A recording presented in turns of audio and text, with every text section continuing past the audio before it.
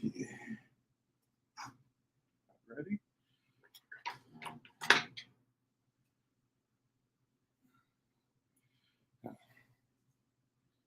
Hold on 1 second.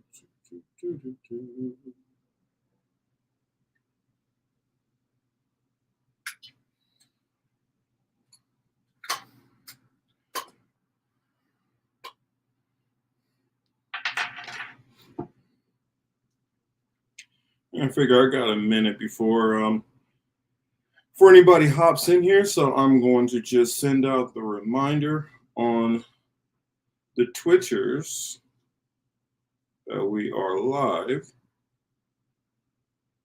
and get people time to get in here if they want to join us. Ooh. Excuse me. But yes, Fuzz is grabbing some water real quick, and we will get it started in about, I don't have the cool little timers that other people do, but probably maybe in about a minute or so.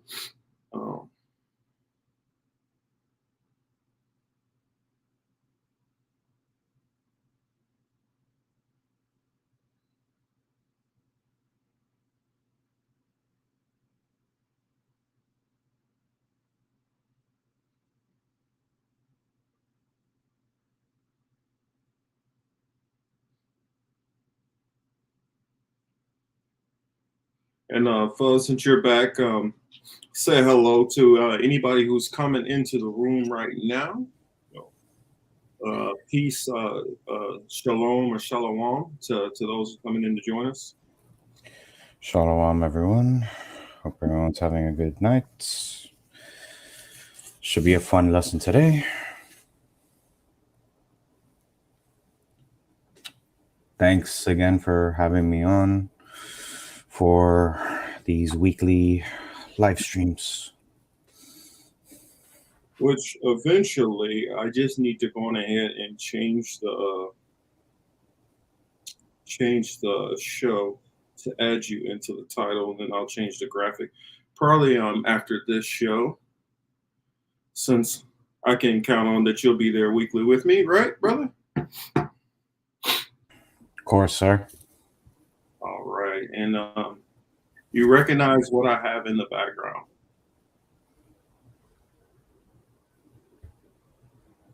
Mount Sinai. Bingo. That is correct. And the clue that I kind of gave it away is the black, shady, burnt mountaintop. Here, I'll slide to the side for those who can't see that. And can you tell the people what is the relevance of that black burnt top? I know some of those out there should definitely know it, but for those who don't know it, could you give them the relevance of that burnt mountaintop? That is the mountain where the Heavenly Father had talked to Moses and had delivered the law from into tablets of stone written with his finger. And why is that mountaintop scorched? The Heavenly Father, when he descends, he comes down with fire. That is correct. And it's even said that a likeness just of his what do they call it? Trying to remember the exact terminology that they used, but just literally like the beams that come off of him are as radiant as the sun. And it even talks about how in the kingdom, how there won't be a need for the sun because he will literally light up the face of the earth. So that's just a quick little lesson I don't want to throw out there. If I remember correctly, his throne is also supposed to be surrounded by fire. Surrounded by fire also, and a rainbow in the background. Mm-hmm. And for those who don't know what the rainbow is about, the real essence of the rainbow is he gave the rainbow as a sign and a promise that he would not destroy the earth with water again. So we are going to go, for those who have their Bible, we're going to go ahead and get started. And I guess first, I'll start off first and foremost, giving all honor and glory to the Heavenly Father Yahweh, that He blessed this lesson and He blessed anybody who would like to come in and hear this lesson. Now, granted, I am going to teach this lesson as if I am talking to Israelites. So if you, so keep in mind, if you are not an Israelite, that or you do not consider yourself an Israelite, a child of Israel, and I know different people have their own interpretations on what is and what is not. We're not going to go into that at this moment. That's for another lesson. But if you are, then we will go into why this is important, why I teach, and why Fuzz, why we both teach that this is important for you to do these laws, statutes, and commandments. And we talked about these laws, statutes, and commandments, which we talked about in Deuteronomy 28 last week, and that is, this background is a callback to that, because that was the place of which that was taking place. But dietary laws are some of those laws which fall into what you should be following, so you do not receive those blessings, so you don't receive those curses. If you're following the dietary laws, and those are just a portion of the laws, if you're following those, then you don't fall into, and not just you per se, all the children of Israel should be following these laws, and that's how you get out of this captivity and back into the blessing section. So to start this off, for those who are just a little bit newer to understanding this information, we're going to keep a lot of this kind of light. If we have more time, we will get into more deeper meat of some of these scriptures and verses. So I figured dietary laws is something easy to get into, and I also put, what is the Sabbath and what is it for? For those who do not know what it's for, we're going to explain that, and we're also going to explain the purpose of the Sabbath. Well, is anything you'd like to add to that? No, like in regards to the dietary laws, when I was first coming into the truth, I found that to be one of the first things that I decided to follow. Something that I really want to mention is that the dietary laws in the Torah should not be confused with Jewish kosher laws. And that was a very big mistake that I had made. And can you explain to them why you shouldn't get those mixed up with Jewish kosher laws or Judaism's interpretation of the Torah? And when we mean the Torah, we're talking about the first 5 books of the Bible. But sorry to interrupt. Go ahead, Fuzz. That it could be very confusing to people who, because there's a lot more, how to properly phrase this, Jewish dominated search results when you try to get into Torah law, considering that it is a Jewish individual that is in charge of Google and all of its search functions. Yes. Yeah, I get what you're trying to say. And I guess I'll find a way to kind of word what you're saying. The fact that mainstream Judaism has taken their understanding of the Torah mixed with understanding from the Talmud and Kabbalah and all kind of other stuff, whichever the rabbinical teachings are taking, most as far they are giving the most credibility, in a sense. Let's just say that. And so that is what you're going to see dominate in the search results, whether they actually line up with what the Torah actually says or its interpretation. So that's is that a good way of breaking down what you were saying? Yeah, for the most part. There is like to just not to go too in depth into what kosher laws is, but it's essentially the separation of meat and dairy from like your diet. And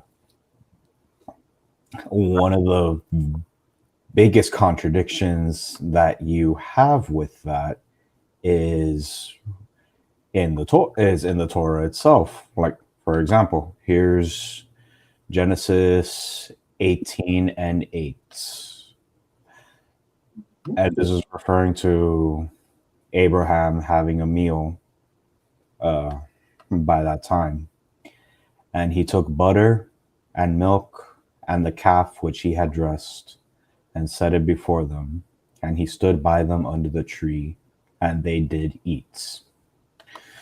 So there you go. There's meat and dairy being consumed in the same meal by the patriarch that started it all and who the Heavenly Father established the everlasting covenant with.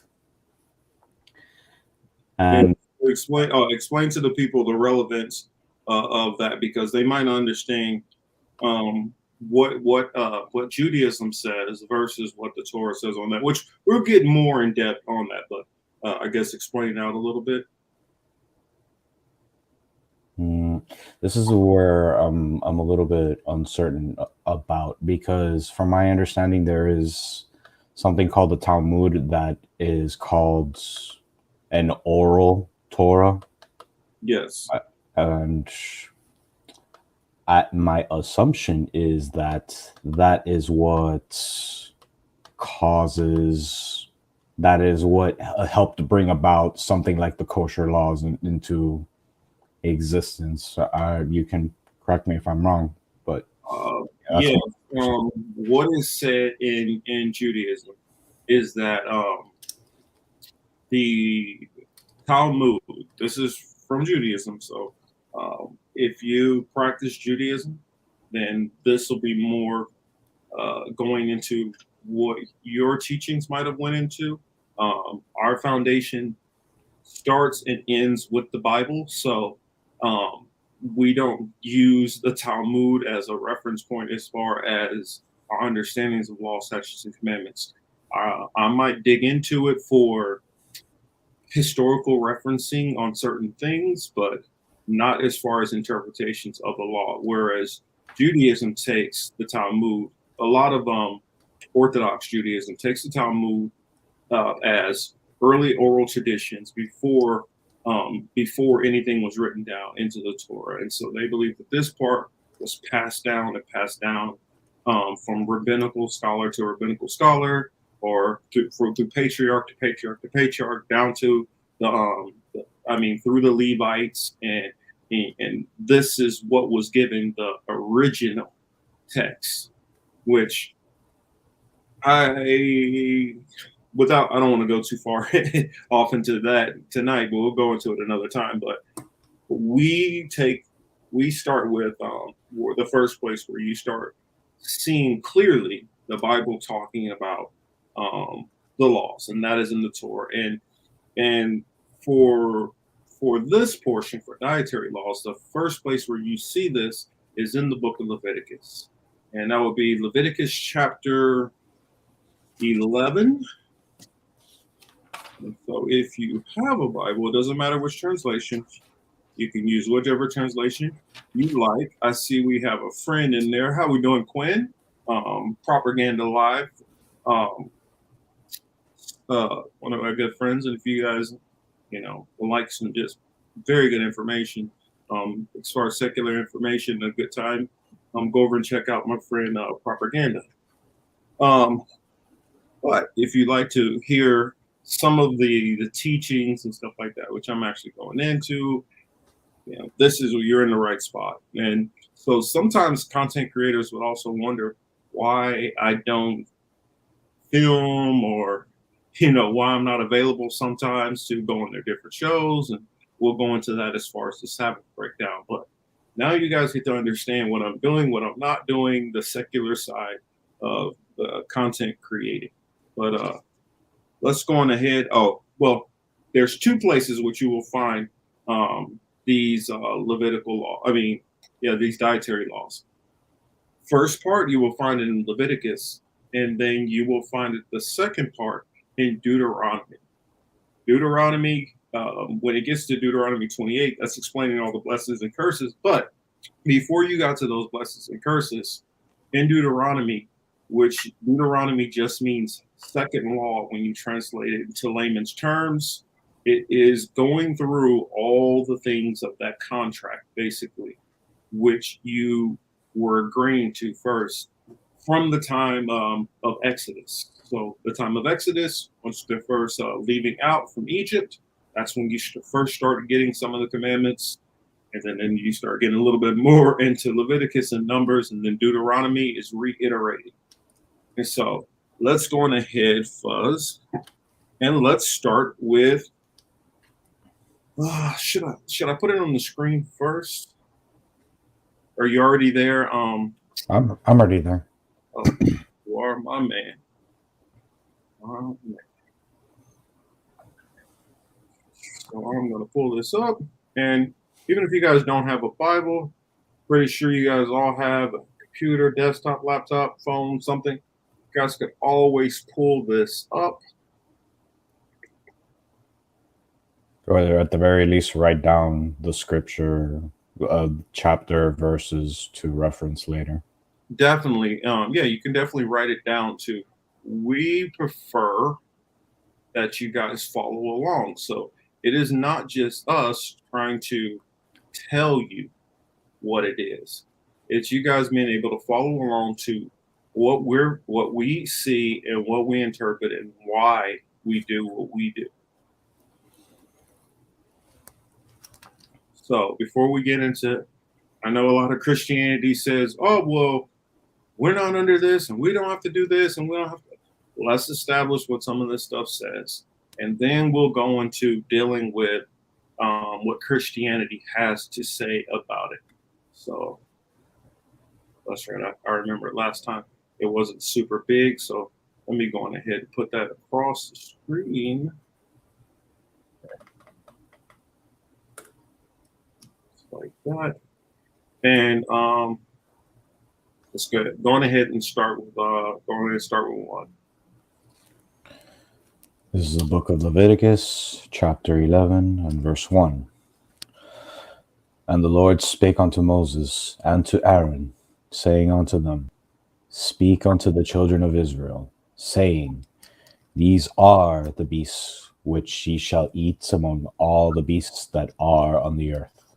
Okay, hold there. And I wanted to start right here at the beginning so we can get the context of who has been spoken to and who this is being in reference to. We say, and the Lord spake unto Moses and Aaron. Moses and Aaron being the priests.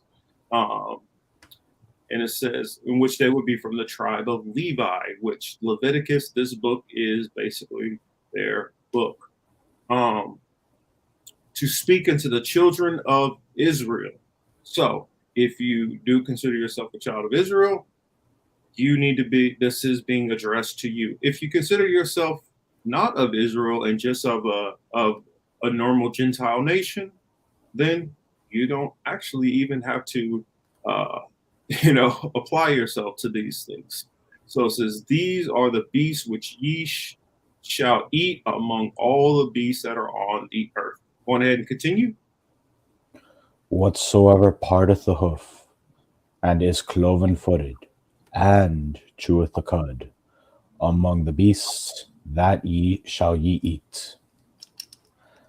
Nevertheless, these shall ye not eat of them that chew the cud, or of them that divide the hoof, as the camel, because he cheweth the cud, but divided not the hoof.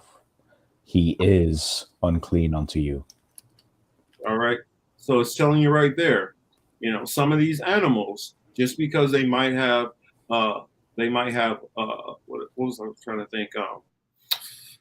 They might be cloven hoof, and the hoof might be divided. If they do not chew the cud, they are unclean to you. Fuzz, why would they be unclean if they do not chew the cud? Because their digestive system isn't doing a good enough filtering of whatever that they consume. And I want to say a shalom to Yona out there. Thank you for joining, brother. And that is correct.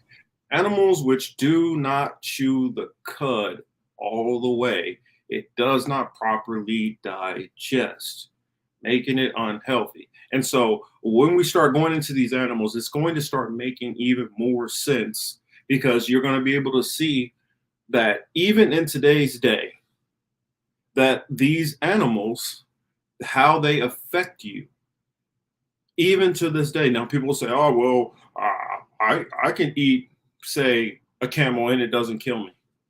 Yeah, but over time, what does it do to you? It makes you sick. The same thing which you'll see with other certain animals, which we'll go into, where if you might not take one bite of it and fall over dead, but what is it doing to your body over time? It's the same thing with like smoking cigarettes. You can smoke cigarettes, go out there and smoke one and be perfectly fine. But what happens to a lot of people over 20, 30 years of smoking? Cancer. That's the same thing as far as this, high blood pressures. Those things are ways you are being slowly killed. So that's what this is in reference to also. So let's go on ahead and continue and hop back in there. And the coney, because he cheweth the cud, but divided not the hoof, he is unclean unto you. And the hare, because he cheweth the cud, but divided not the hoof, he is unclean unto you. And explain that. The hare. What is a hare? That's a rabbit, people. So those who like some rabbit stew, you shouldn't be eating rabbit. That's what it's telling you. Let me pull up the other one. I don't even remember what the coney is.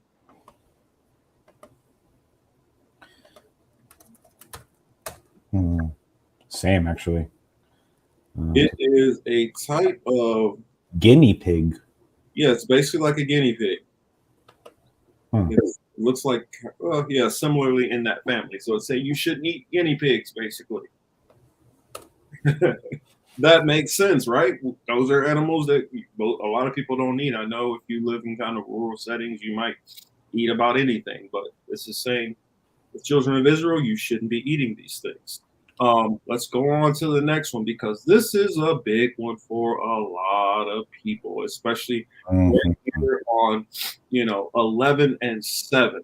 So go on ahead and read this one and then stop afterwards. And the swine, though he divide the hoof and be cloven-footed, yet he cheweth not the cud. He is unclean to you. Yes. Now, anybody who's in the chat also, you definitely can weigh in on why a pig is not clean for you. There's a video that I want to pull up if I can. See if I have enough time to see if I can pull this up fast and not drag too much. But this kind of it was kind of disgusting when I saw it the other day. Sergeant Yatab of Sakari, he actually uploaded a video the other day, and that video was going into animals that you shouldn't eat. I don't know exactly where it is, so I'll try to pull it up maybe later on. I don't want to drag us down too much as far as the lesson. But here, let's put us back on the screen real quick. Excuse me. Anyway, he was showing this gentleman who had a hog. Well, actually, a couple of boars, and it's kind of ironic. The two things which I wanted to talk about, literally, my teachers basically did videos. Ooh, excuse me. Um, it's really dry out here, so it's been kind of messing my allergies and stuff up lately. So my apologies for that. But they both did videos of they've been doing videos lately on dietary laws and things like that. So it's kind of been interesting. But anyway, in Sergeant Gatop's video of Sakari Seattle, he did a video showing a man who had a couple of wild boars.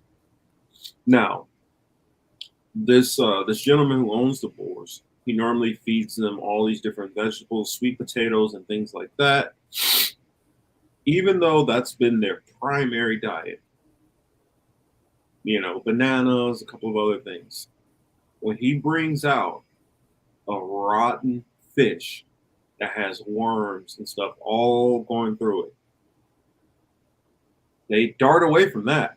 That's not what they go for. They go straight for that nasty fish and literally devour every bit of it, the bones, the tail, the head, all of that. Actually, let me see if I can find that, because it's a gross video.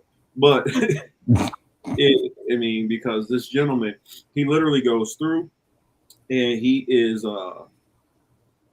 literally goes through and he's pulling the worms out of the fish head to show how many different tapeworms and stuff that were in this fish.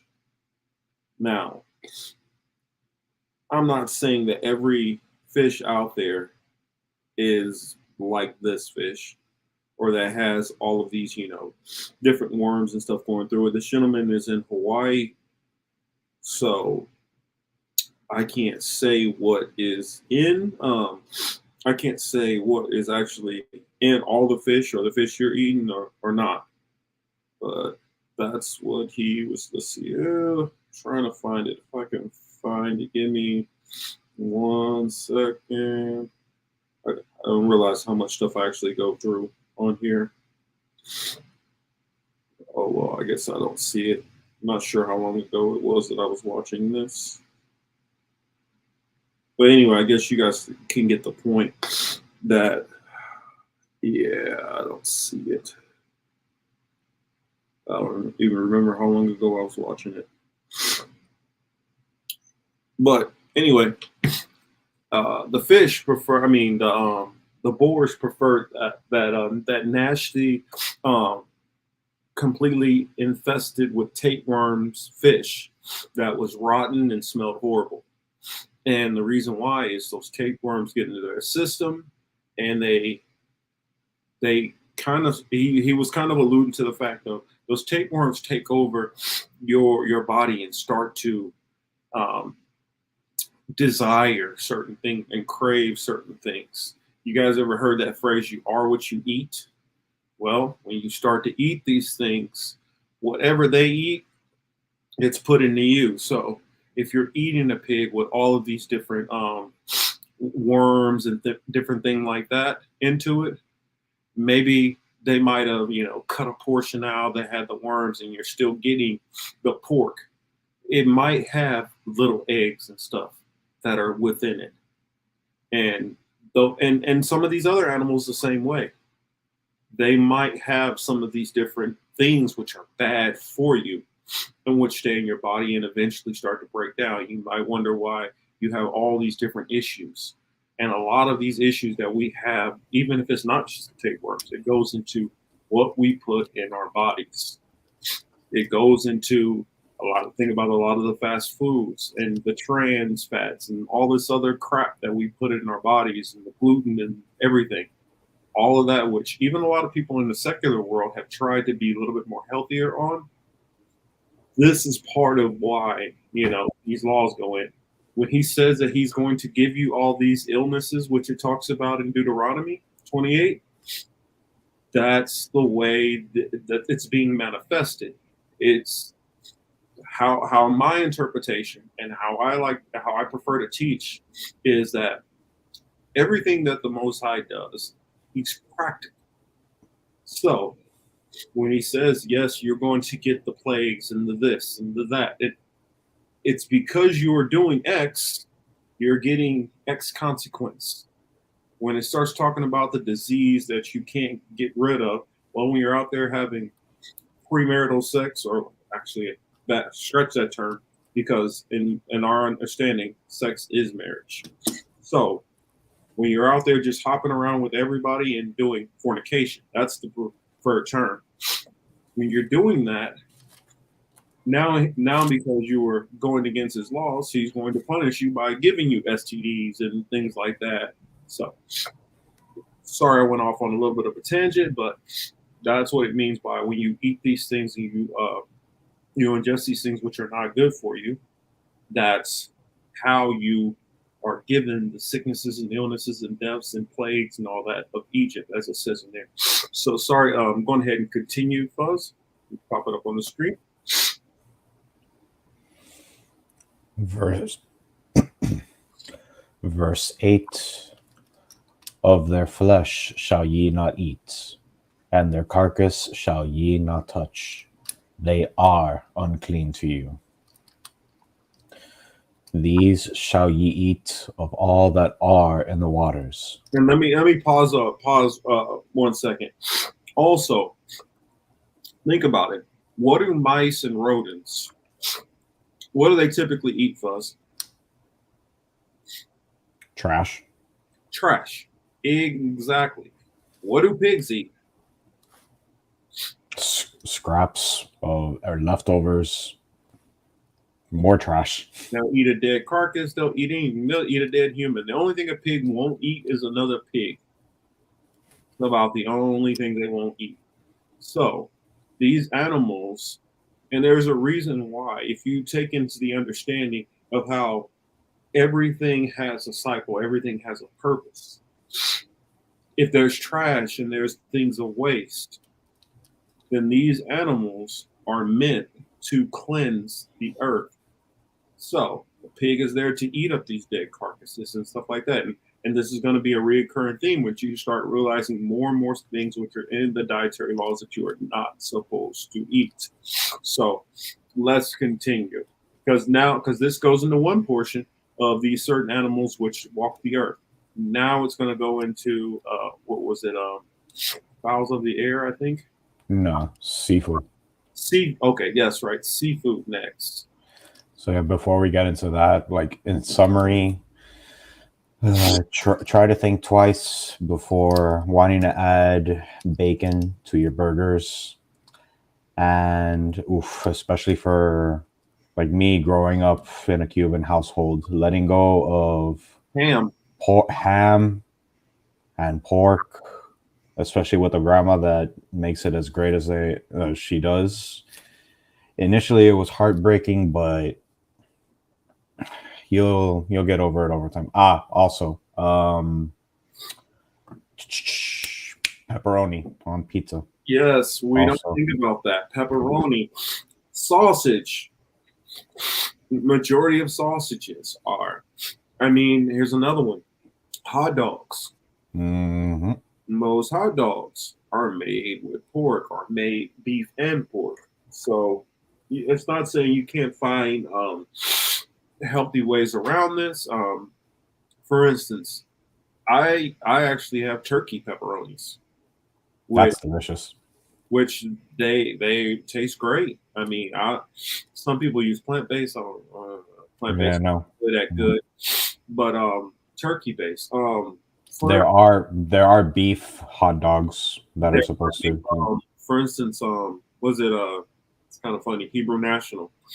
Ah, Uh, those are made out of beef. Those are considered kosher. And sometimes you just, if you don't know the best way, or you say you're not doing this for a religious aspect, and you just want to be healthier by not putting some of these things into your body which aren't good for you, you can ask for when you go places, is this kosher?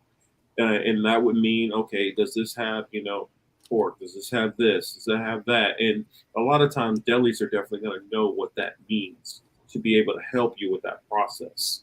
Um, last, lastly, an alternative to regular bacon is turkey bacon. If tur- you'd gotta have it, and it is rare. I personally have not seen it, but I've seen others post about it. Beef bacon. yeah, I buy beef bacon sometimes. Then you also have what is it? When I go to Chipotle, one of my favorite things to get there, they have a plant-based chorizo, which Ooh, is delicious.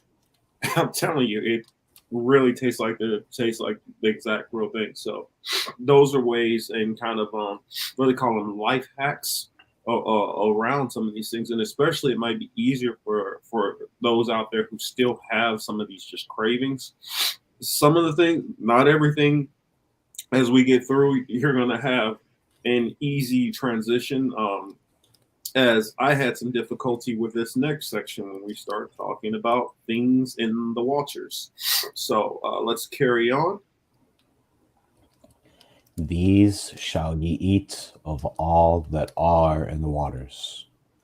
Whatsoever hath fins and scales in the waters, in the seas, and in the rivers, them shall ye eat. And all that have not fins and scales in the seas and in the rivers, of all that move in the waters, and of any living thing which is in the waters, they shall be an abomination unto you. Now, we got to stop that there because this is the part which I was telling people, which this tripped me up. This is talking about shrimp. This is talking about lobster. I know they say that these are the delicacies and this is the good life when you have the shrimp, you have the crab, you have the lobster, you have the mussel, you have the scallops, all of these things. And don't get me wrong, I used to eat a lot of this. So when you love your favorite sushi restaurant, this is a lot of the stuff that's on that menu. If you like your crab boils and stuff, let's put it to like New Orleans Cajun food. Oh, you love a good gumbo? You mixing the shrimp and you're mixing the pork and you're mixing the seafood. And this says not only in the sea, in the rivers, lakes, ponds also. So there's a certain fish which a lot of people love, especially in the black community. This is a favorite fish of a lot of people. Catfish. Catfish has fins, but it does not have scales. So that is prohibited also. And you know what? All of these have in common. You know what they all have in common? Can you let them know, Fuzz? What does all of these sea creatures and this one which is in the rivers and ponds and the swine and these different hairs and all this stuff, what do they all have in common? They clean up trash. They all clean up trash. If and here's something, if you care about even just the environment, hey Tina, even if you just care about the environment, when we're taking all the shrimp, crab, lobster out of the sea, do you know what their purpose is for? Their purpose is to clean the seas, the oceans, catfish in the rivers. I can't remember what that one fish is called, which everybody who owns a fish tank, they go and get these fish. They are the cousins, basically, of catfish. Their job is to eat all the crap and keep your tank clean. That's the same thing which all of these lobsters and all that which they do. Oh, some people even refer to shrimp as the roach of the sea because they basically are extremely similar. Um, and that is the purpose. They're supposed to clean. And so if we're taking, tons and tons and tons out of the oceans, what do you think happens to the ocean if they don't have the sea creatures there that are supposed to clean the ocean? It starts to deteriorate. If all these animals which are supposed to clean the earth, if those are all being eaten, what do you think that does to the earth? And then it's going to be the same thing once we get into the fowls of the air, because there are creatures, there are birds that we can eat, and then there are birds we're not supposed to eat. And so those birds also, some of them clean up the earth, and some of them actually help with our whole ecosystem in general.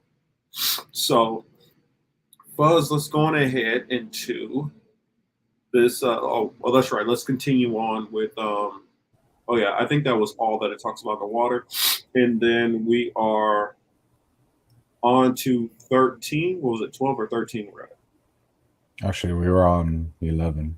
11. Yeah. Okay, go ahead and continue. They shall be even an abomination unto you. Ye shall not eat of their flesh, but ye shall have their carcasses in abomination. Hmm? Whatsoever hath no fins nor scales in the waters, that shall be an abomination unto you. And these are they which ye shall have in abomination among the fowls. It's the birds. Continue. They shall not be eaten. They are an abomination. The eagle and the ossifrage and the osprey. Yes. Oh, hold on. And what do eagles a lot of times eat? I don't know a lot of people know this or not, but eagles a lot of times eat dead animals, and they eat animals which are sick and dying. A lot of these animals do. The ossifrage actually eats animals out of the sea. So, go ahead and continue. And the vulture and the kite after his kind, every raven after his kind, and the owl and the nighthawk and the cuckoo and the hawk after his kind, and the little owl and the cormorant and the great owl, and the swan and the pelican and the gier eagle, and the stork, the heron after her kind, and the lapwing and the bats. All fowls that creep, going upon all four, shall be an abomination unto you. Okay, we'll stop there at 20. So it's letting you know all of these different birds, do not eat them. They are not for you to eat. And you can tell, I mean, a lot of them that we already know. We see what vultures eat. We see what ravens eat. And ravens, when it's talking about ravens, that's encompassing crows and all of those that are in that family. All of these different animals eat different things. Think about it. Owls. What do owls like to eat? Owls like to eat rats. So when they grow in an abundance, they eat those different things. Another thing, some of these frogs, which the part of them eating some of these things, and the whole purpose isn't to always clean up everything, but sometimes to keep that balance and equilibrium. Frogs, for instance, can dominate an area. And if they start dominating, if anything starts getting out of control and dominating the area, it can start killing off, that vegetation in a certain way, and then affecting a whole ecosystem. And so you have certain preys that are there to kill off other preys to keep that balance. And so when that balance starts falling out of whack, other things start falling out of whack. Perfect example, right now we are having a shortage of different insects and bees. What happens when bees are not around, Fuzz?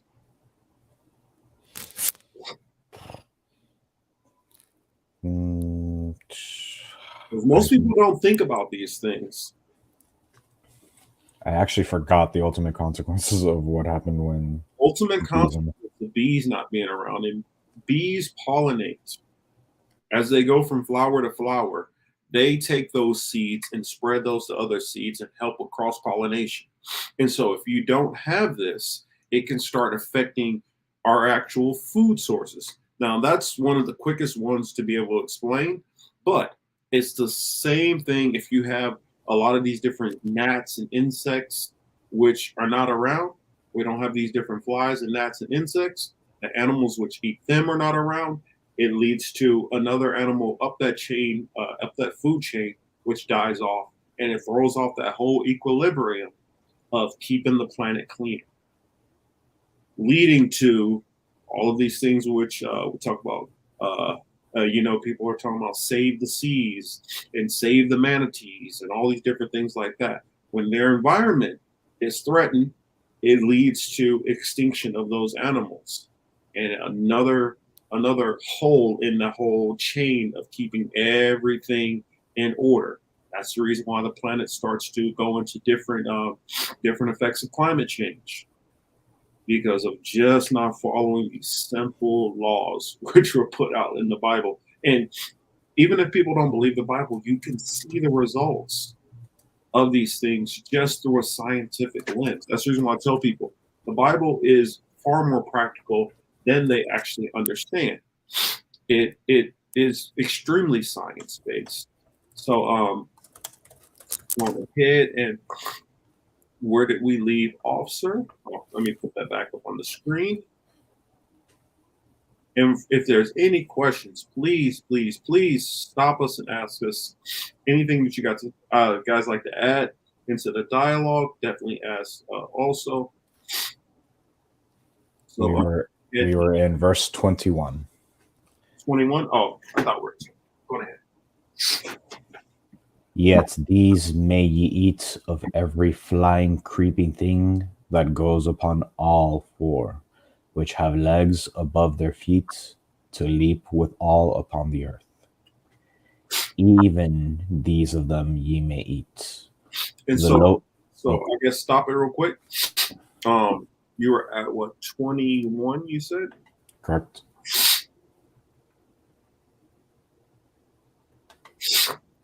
So when it says all fowls that creep, going upon all fours, shall be an abomination.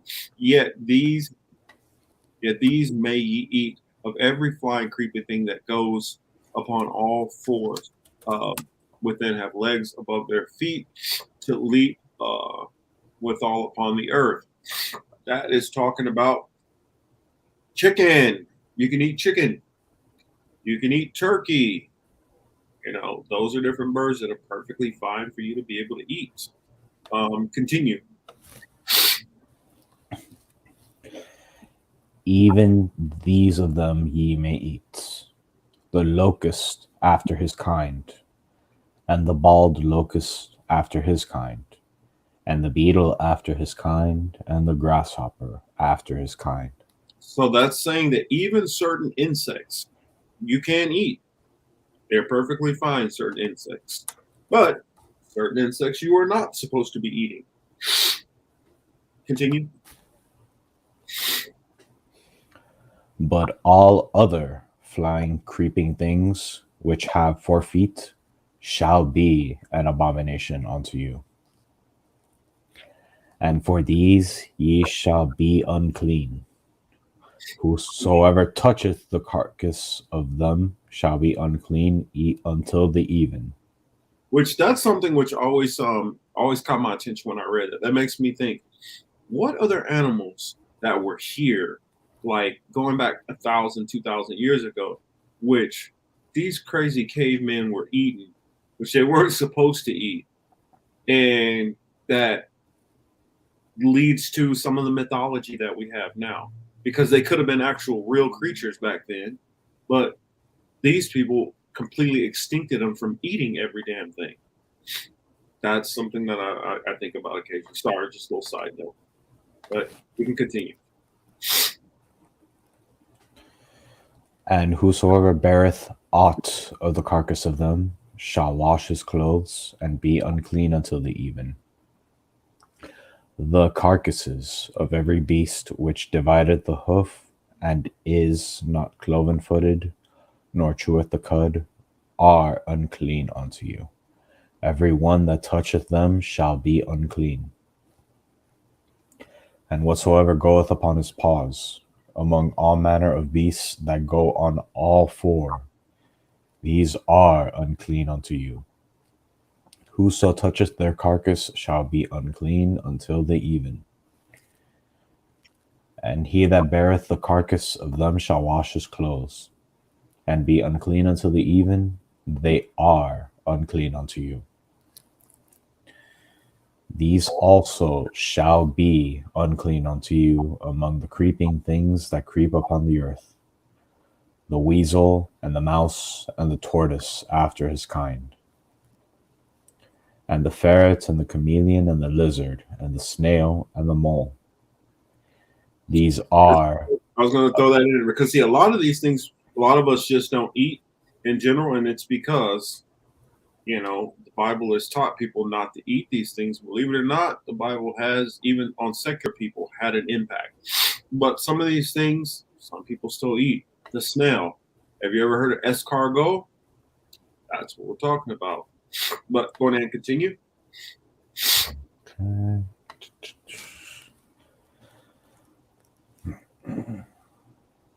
And the verse 30. And the ferret and the chameleon and the lizard and the snail and the mole, these are unclean to you among all that creep. Whosoever doth touch them, when they be dead, shall be unclean until the even. And upon whatsoever any of them, when they are dead, doth fall, it shall be unclean, whether it be any vessel of wood, or raiment, or skin, or sack, whatsoever vessel it be, wherein any work is done, it must be put into water, and it shall be unclean until the even, so it shall be cleansed. And every earthen vessel, whereinto any of them falleth, whatsoever is in it shall be unclean, and ye shall break it. Of all meat which may be eaten, that on which such water cometh shall be unclean, and all drink that may be drunk in every such vessel shall be unclean. And every thing whereupon any part of their carcass falleth shall be unclean, whether it be oven or ranges for pots, they shall be broken down, for they are unclean, and shall be unclean unto you. Now, hold on a second. Now, what that means there is, if you are cooking any of these unclean things in your pots, in your stoves, it makes your stoves and pots unclean also. But go on and continue.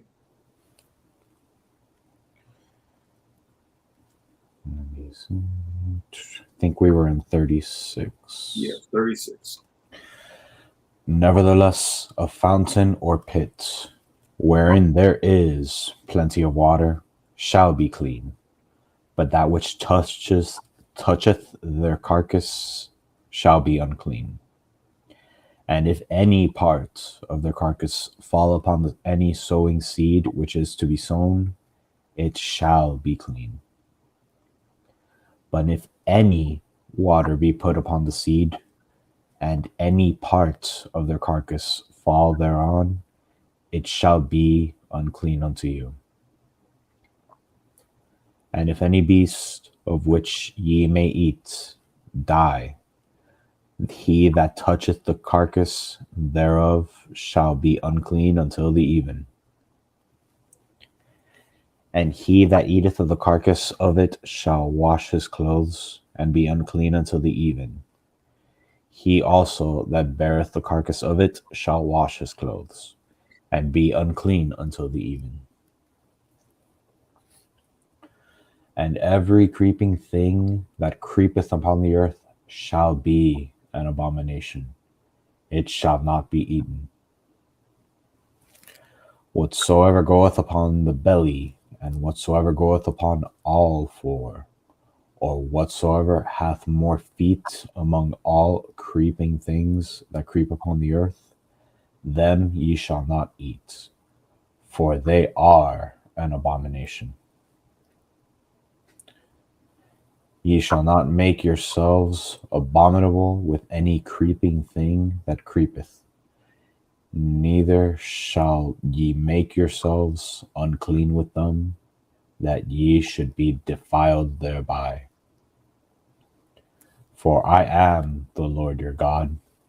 Ye shall therefore sanctify yourselves, and ye shall be holy, for I am holy. Neither shall ye defile yourselves with any matter of creeping thing that creepeth upon the earth. For I am the Lord that bringeth you out of the land of Egypt, to be your God. Ye shall therefore be holy, for I am holy. Which means to be separate and set apart. This is the law of the beasts, and of the fowl, and of every living creature that moveth in the waters, and of every creature that creepeth upon the earth, to make a difference between the unclean and the clean, and between the beasts that may be eaten and the beasts that may not be eaten.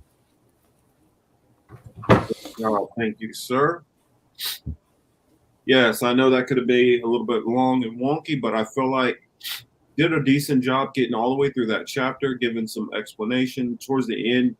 I didn't interject nearly as much because I think some of that stuff should be kind of explanatory. And I just wanted to clarify on the big things that most people have problems with as far as the dietary laws. I figure if there's any questions, which I don't see anybody, no questions there in the chat. I'll just move along and then people can go and reference this. And then in the comment section, I will definitely go back and check this and I will answer through the comments section also. I'm pretty sure Fuzz will hop in there and give some answers too if you guys have questions later on. Sorry again, allergies are flaring up. So I'm a little nasally right now and a little congested, but I will be fine. So, some people will say, oh, well, this isn't even, I don't even know why you guys are bringing up the dietary laws and things like that. If it said that what was it, Deuteronomy, hop to Deuteronomy 28.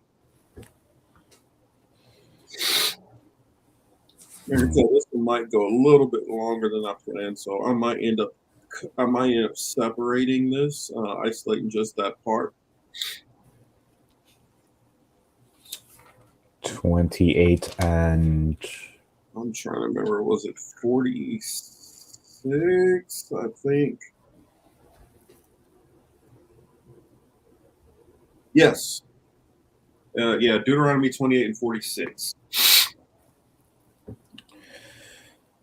Deuteronomy 28 and 46. Or actually, go ahead and read 45 first. Mm-hmm. Deuteronomy chapter 25 and 46. All right. Deuteronomy chapter 28, verse 45 through 46. Moreover, all these curses shall come upon thee, and shall pursue thee, and overtake thee, till thou be destroyed, because thou hearkenest not unto the voice of the Lord thy God, to keep his commandments and his statutes, which he commanded thee. And so I'll give you a quick paraphrase of what that means. It's because y'all don't listen. You're not going to listen. Didn't listen to what you've been told. Your ancestors didn't listen, so apparently we don't listen either. Because you're not going to listen, you're going to be destroyed. So, why do you think a lot of Israelites have high blood pressure and all these different things, sickle cell, and go down the list? That is why, because we do not listen. Why we have cancer, why we have hyperthyroid, all this stuff that's going on. High blood. I mean, what is it? Diabetes, all of these different things, because we do not listen. Think about it. I know people who literally take, medication so they can't eat seafood because they have shellfish allergies. It's telling you you're not supposed to have it, but we're hard headed and we don't listen. We're going ahead and read 45 one more time and then read 46. And I'll explain why I'm bringing up these two verses in particular. Deuteronomy chapter 28 and verse 45. Moreover, all these curses shall come upon thee, and shall pursue thee, and overtake thee, till thou be destroyed. Because thou hearkenest not unto the voice of the Lord thy God, to keep his commandments and his statutes, which he commanded thee.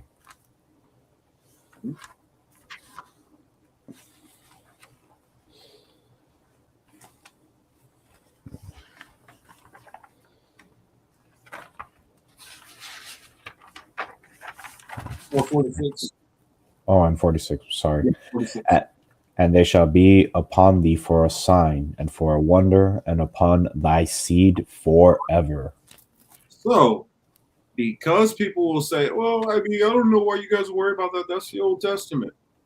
46 says, and they shall be upon thee for a sign and a wonder, and upon thy seed forever. Forever means that forever.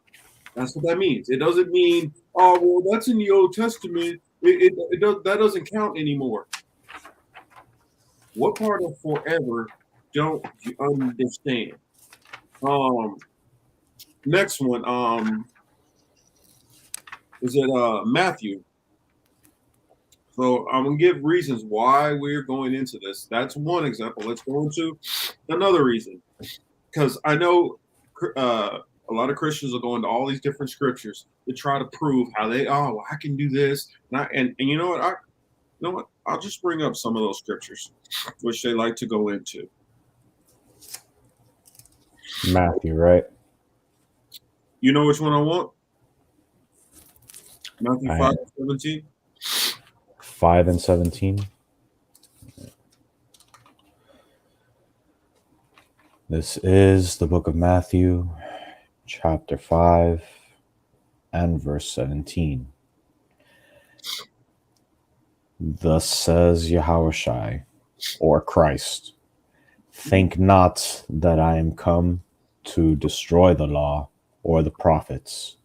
I am not come to destroy, but to fulfill. I'll stop right there.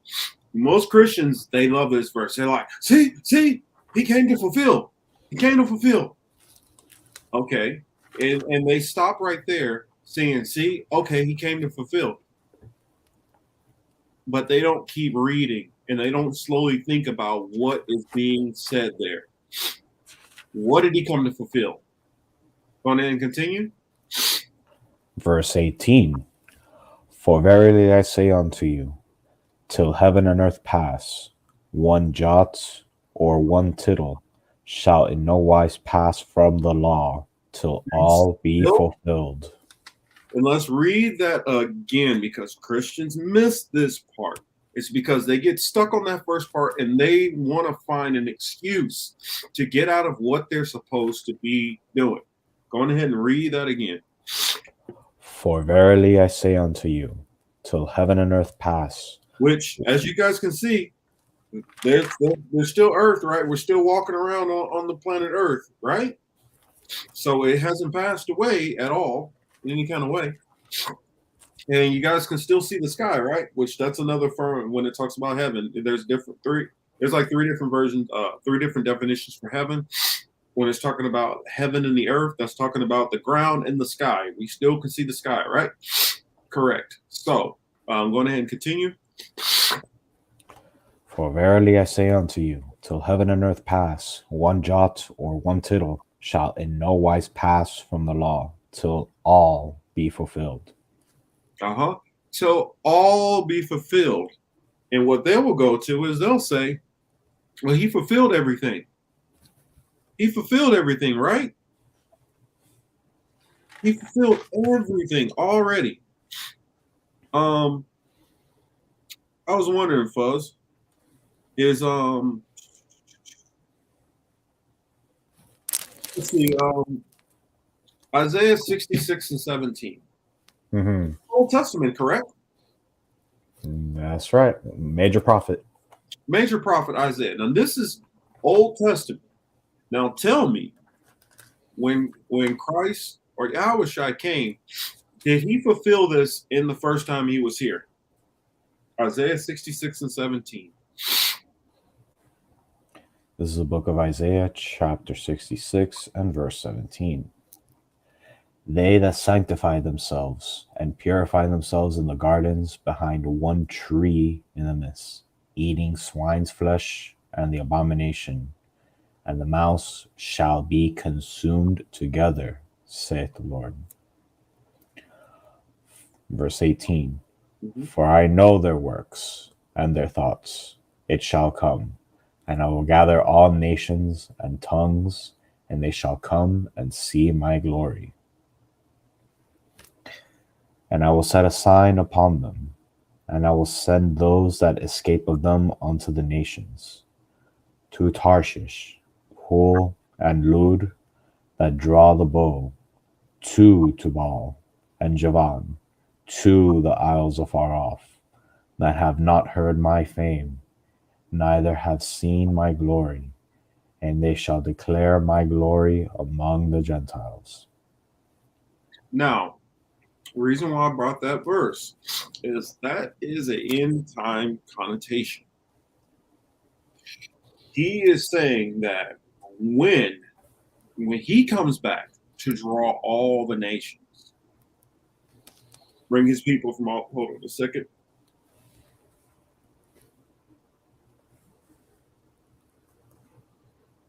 Goodness, trying to stop some of the sneezing. Let's see, and there's another one in Isaiah that I wanted to. Oh, what's my favorite? One of my favorite numbers. Was it 24 and 17?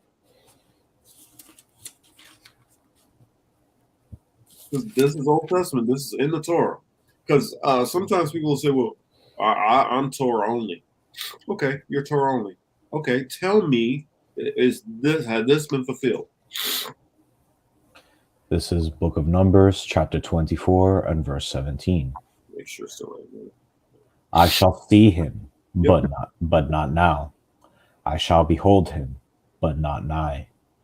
There shall come a star out of Jacob, and a scepter shall rise out of Israel, and shall smite the corners of Moab, and destroy all the children of Sheth. Now, for those who don't understand, it talks about the children of Sheth. That's everybody. That is the Israelites, and that is the Gentiles. That is an end time connotation, saying that he's going to come back. He's going to smite the nation of Moab. Now, we'll talk on it another day who Moab is. But if this is an end time prophecy, you got to know Moab is a major nation. It is going to be a nation that's going to be in power. That is going to be, well, not necessarily in power completely, but they are going to be one of the major powers in the earth.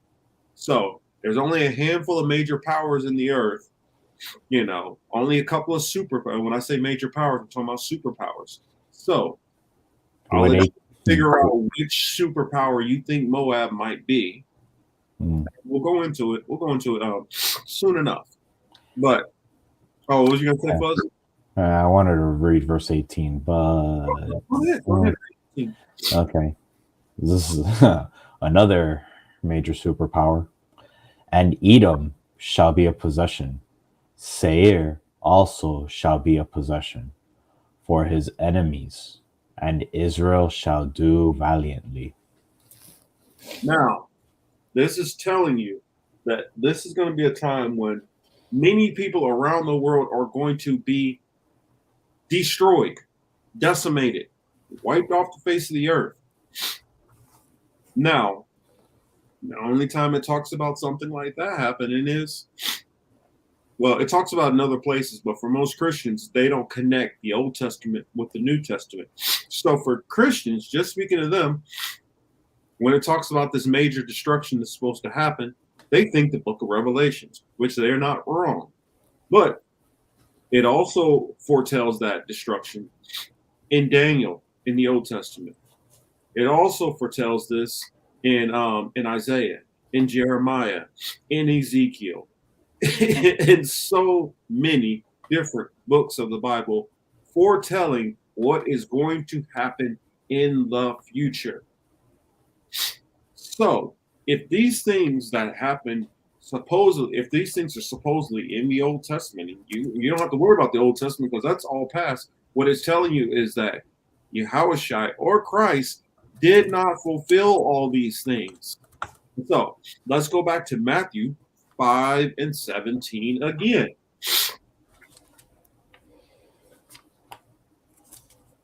Book of Matthew, chapter 5 and verse 17. Think not that I am come to destroy the law or the prophets. I am not come to destroy, but to fulfill.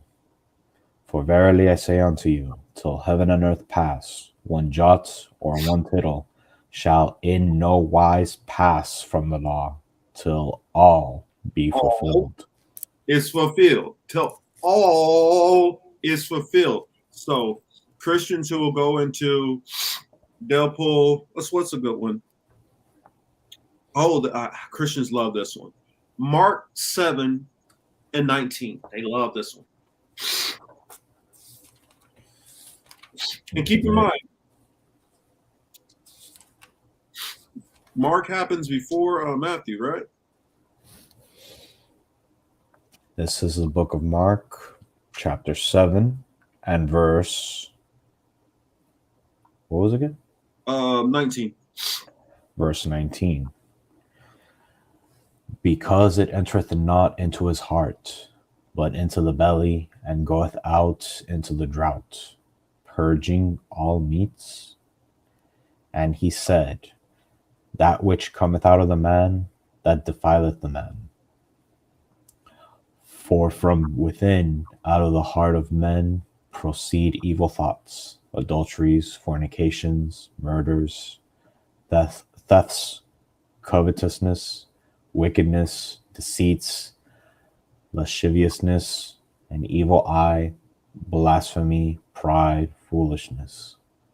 All these evil things come from within and defile the man.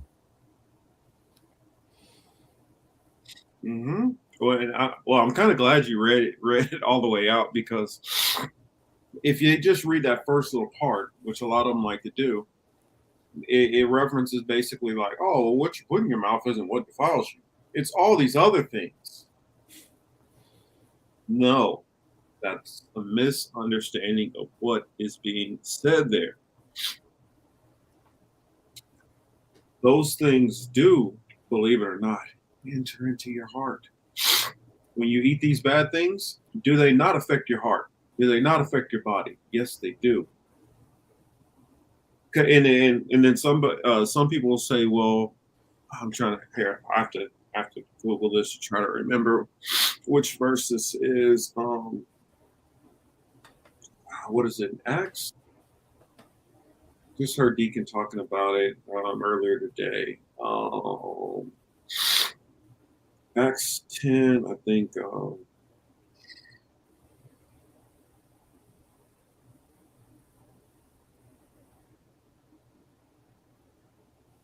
think it's Acts 10.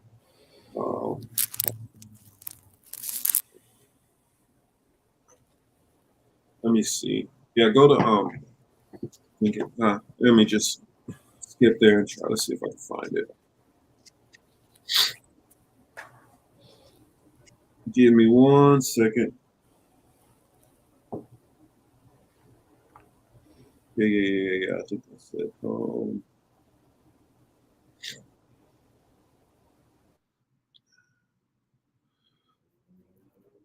Okay, yeah, going ahead and start reading.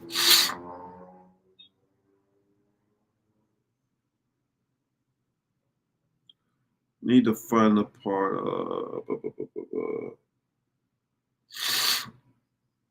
Okay, yeah, going ahead and start with Acts 10 and 10 and 1.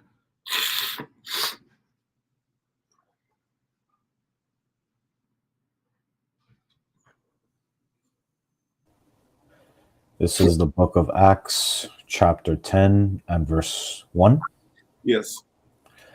There was a certain man in Caesarea called Cornelius, a centurion of the band called the Italian Band, a devout man, and one that feared God with all his house, which gave much alms to the people and prayed to God always.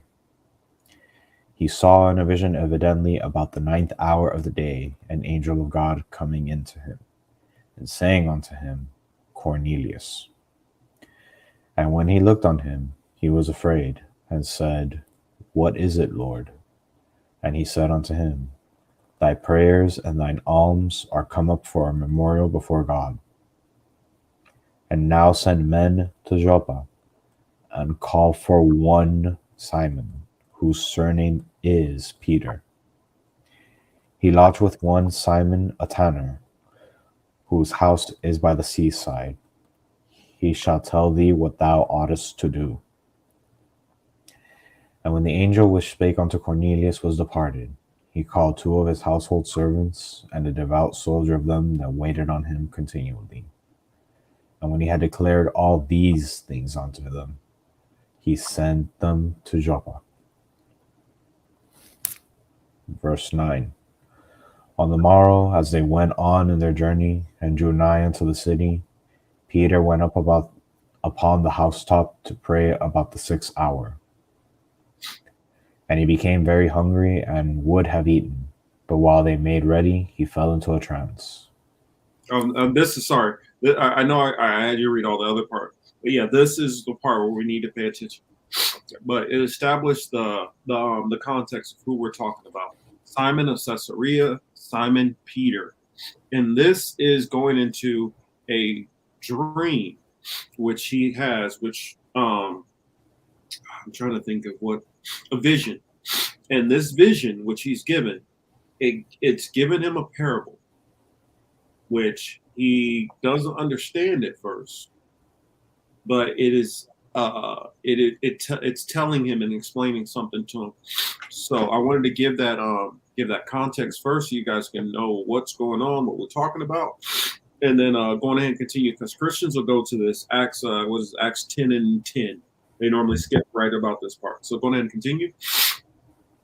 Verse 11.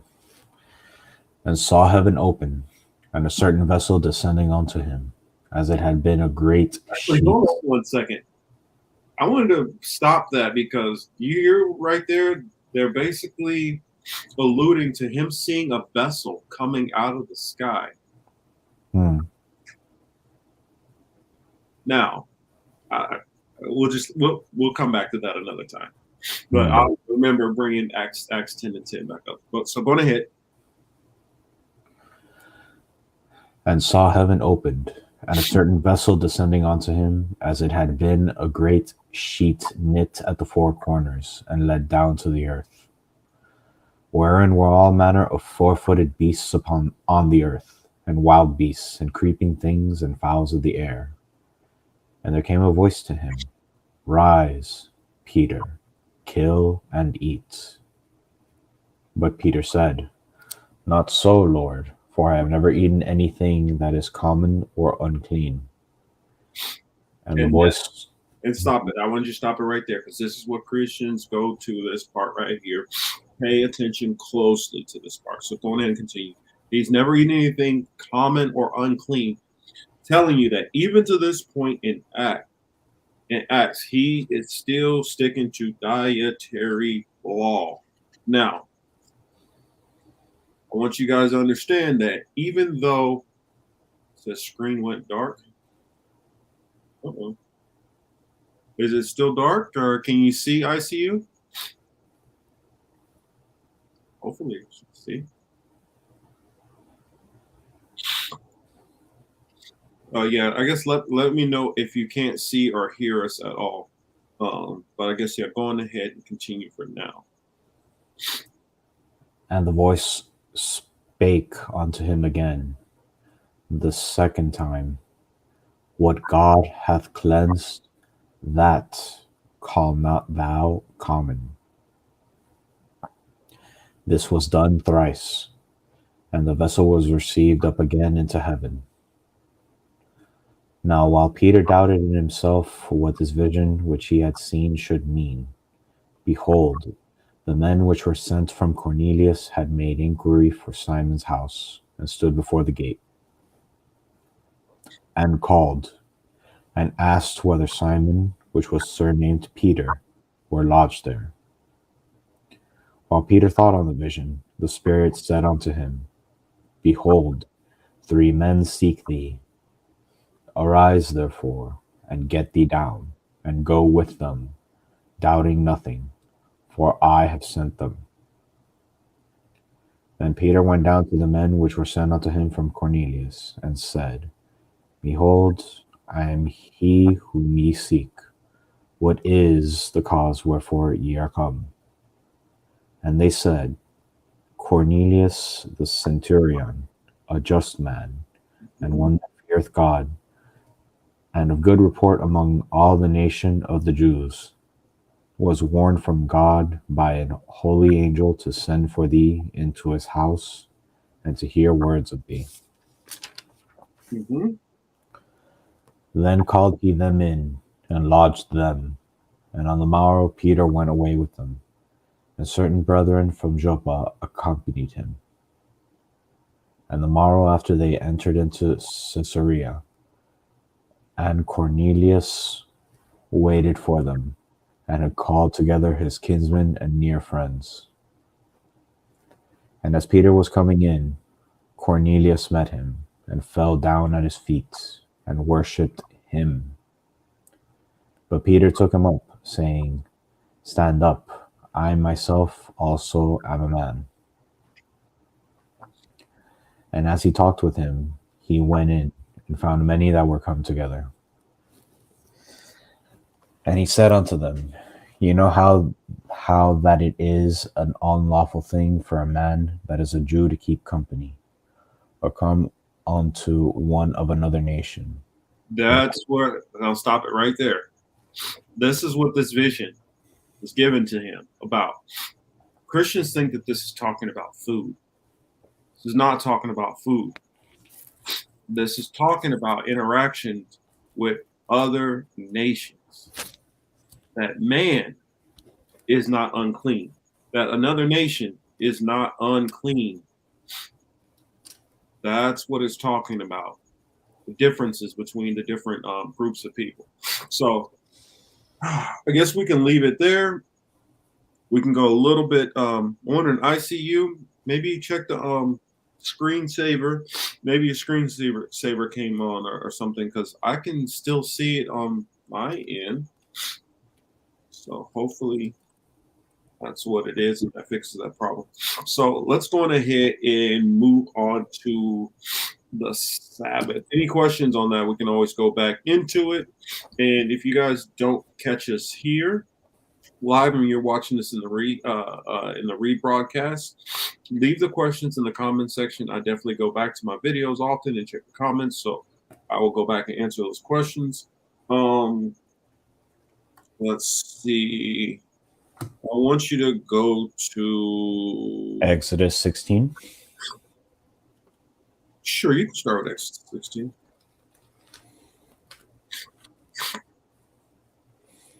mean, it makes the most sense. Yeah, sure.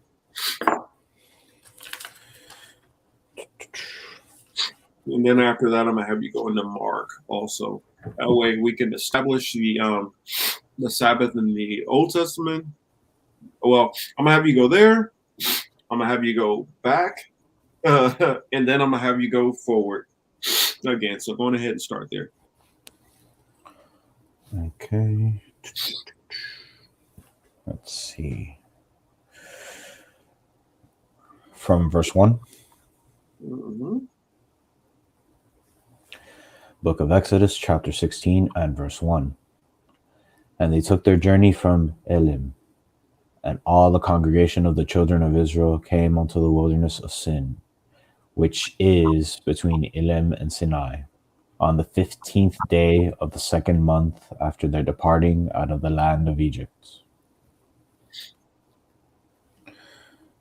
And the whole congregation of the children of Israel murmured against Moses and Aaron in the wilderness. And the children of Israel said unto them, Would to God we had died by the hand of the Lord in the land of Egypt, when we sat by the flesh pots, and when we did eat bread to the full. For ye have brought us forth into this wilderness to kill this whole assembly with hunger.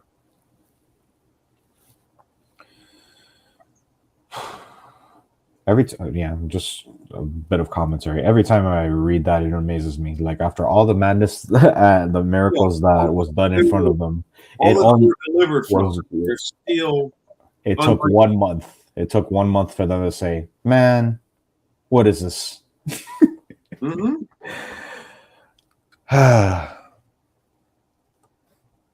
Verse 4.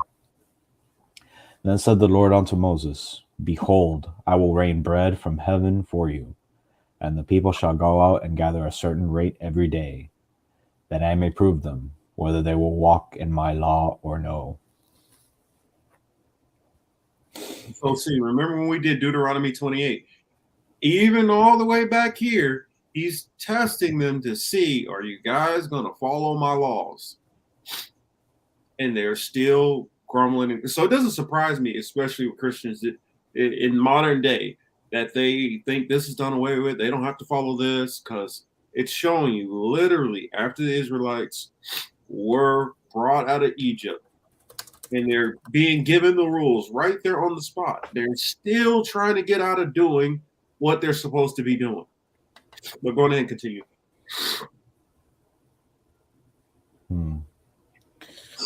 I actually think it might be too early to bring a precept to that, like in regards to tests, like you mentioning the father testing them.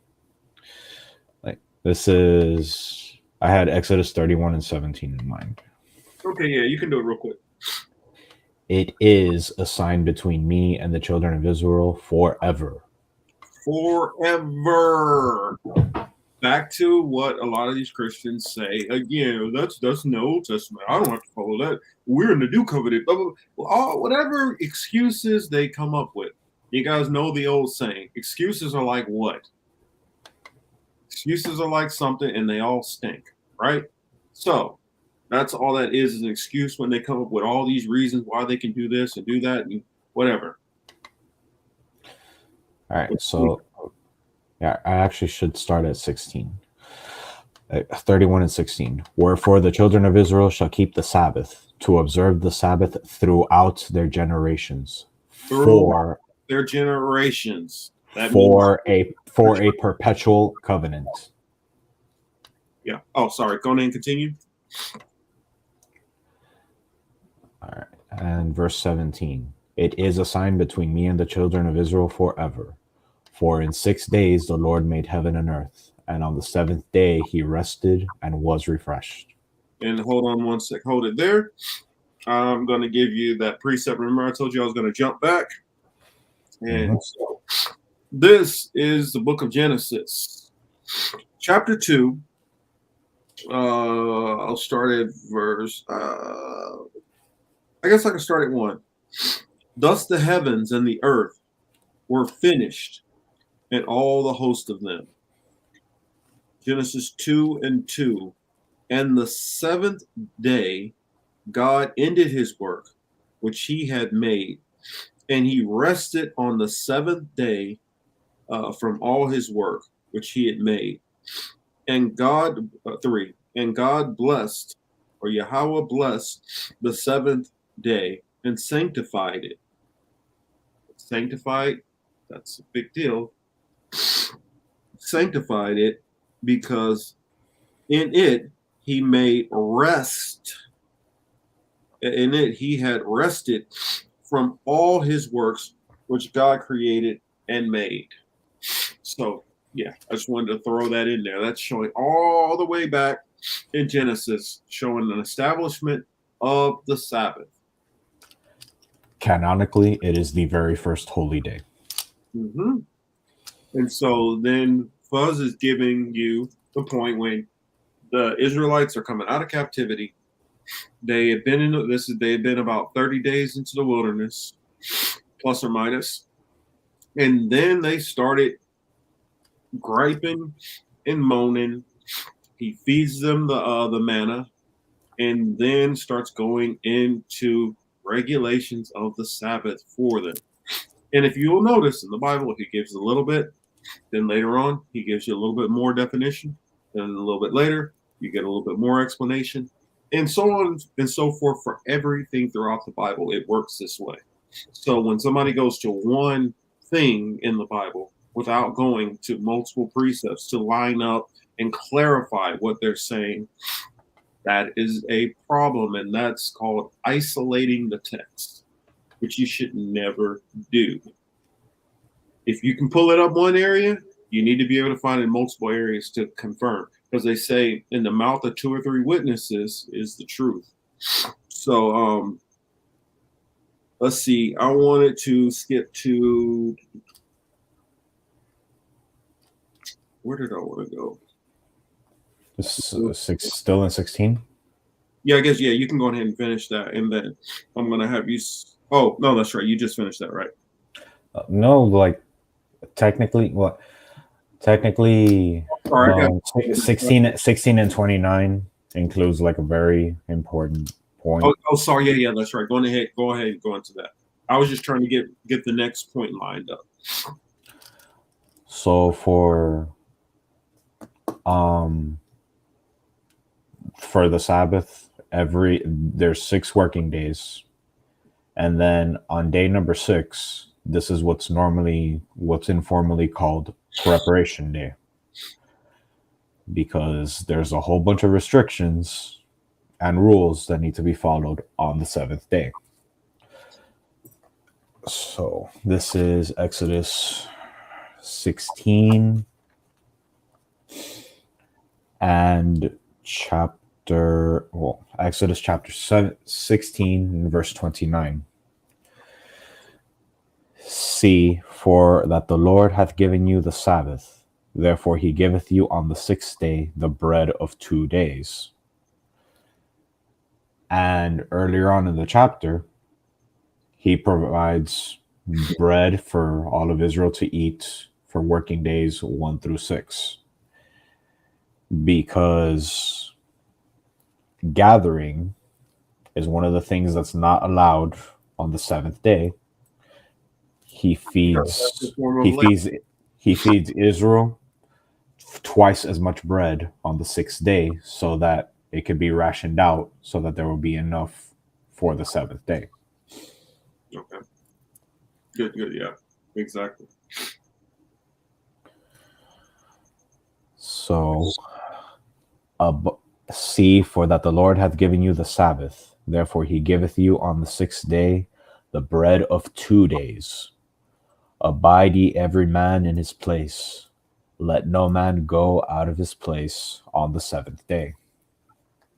In which that's a great point that he brought up about that they were given double the amount on the 6th day, so that they would have enough to ration through the 7th day. Because as you guys will see later on, especially into the New Testament, that is one of the charges which the Pharisees brought against Yahushua or Christ in the New Testament. that he was breaking the Sabbath. And so that's something we'll go into another time, but that's one of the charges they try to levy against him, which he had to go into explanation. And what we'll do is we'll do a part 2 to the Sabbath, and we're going to go and explain more in detail to let you guys understand that.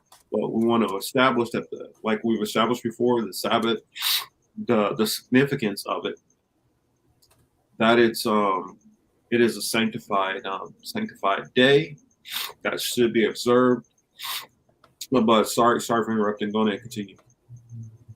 Yeah, I guess we should list out the basic rules to follow on the Sabbath, which is no cooking.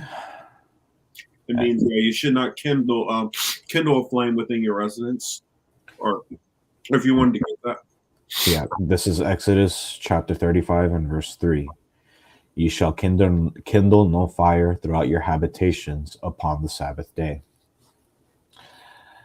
The Sabbath is also supposed to be a day of rest, where there is no labor. I want to elaborate a little bit on that flame. It's not only talking about necessarily cooking. Back in those days, a lot of the like if you were doing iron work or metal works and all those different things like that, you had to make a flame to do those types of works. And so that's going into trades works and craft works and actually working. And somebody asked me once, well, how do you determine what's work and what's not work? And somebody told me simply, if it's something that you could get paid to do, that's work. So leave it there. In scripture, it would be called servile work. Yeah, basically, that's a better way of explaining it. Any kind of servile work is forbidden on the Sabbath. And we should kind of go into what is the benchmark that is set for labor, and I have it right here. I'll let you continue on. Okay. This is the book of Numbers, chapter 15, verse 32 through 36. And while the children of Israel were in the wilderness, they found a man that gathered sticks upon the Sabbath day. And they that found him gathering sticks brought him unto Moses and Aaron, and unto all the congregation. And they put him in ward, because it was not declared what should be done to him. And the Lord said unto Moses, the man shall be surely put to death. All the congregation shall stone him with stones throughout the camp. And all the congregation brought him without the camp, and stoned him with stones, and he died, as the Lord commanded Moses. And I want to put a clarification to that. This was establishing the in the wilderness, the early forms of how the government would enact things. So I'll hear Christians now say, "Oh, well, what do you think? You should just pick up rocks and just or well, why don't you just go ahead and stone this person or do this or do that?" That's not the way things are done. Just like in this country, you're supposed to be, if you do a crime, you're supposed to be taken into custody. You're supposed to have due process, a court, a hearing, and then a determination is laid upon you from that justice system. Actually, hold on one second.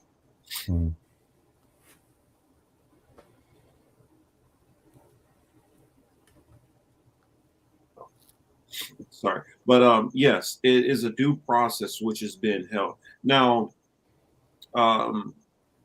later on, once we start getting into Sabbath later on in the New Testament, it starts going into grace and things like that, and so that gets a little complicated. But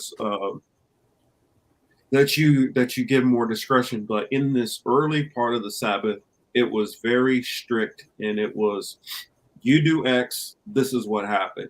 And because the Israelites got so zealous of the law and wanted to be more exact more punishment forms into the law, as in they were quick to put somebody to death for this or that, or well, not necessarily just put them to death, because you had to take them before the trial. You had to do the process. Now There is no temple anymore. There is no established Levitical priesthood. There is no nation. So this is like in a nation, you have a court system and laws. Since the nation of Israel no longer has, well, when I'm talking about Israel, I'm not talking about the state of Israel over there. I'm talking about the Israelites in the state of Israel as the Israelites and descendants and all that. So I'm not talking about Israelis and all that stuff like that. I'm talking about according to the Bible. You have to get into all of that as far as the reestablishing of the temple, the Israelites being all brought back together, and all this having to do with end time connotation. Sorry, I don't want to get too in depth because with the New Testament, there's a whole lot that you have to explain into the Sabbath, and we'll go into some of that stuff on the next time. We'll go into how to know when the Sabbath is. I mean, I guess we can kind of go into it a little bit, but we're not going to go too in depth on this, and we'll do a part 2. We can do it next week. Fuzz has a lot of notes to go into on that. But I don't want to throw too much at people too fast because I'm not trying to lose people as far as understanding.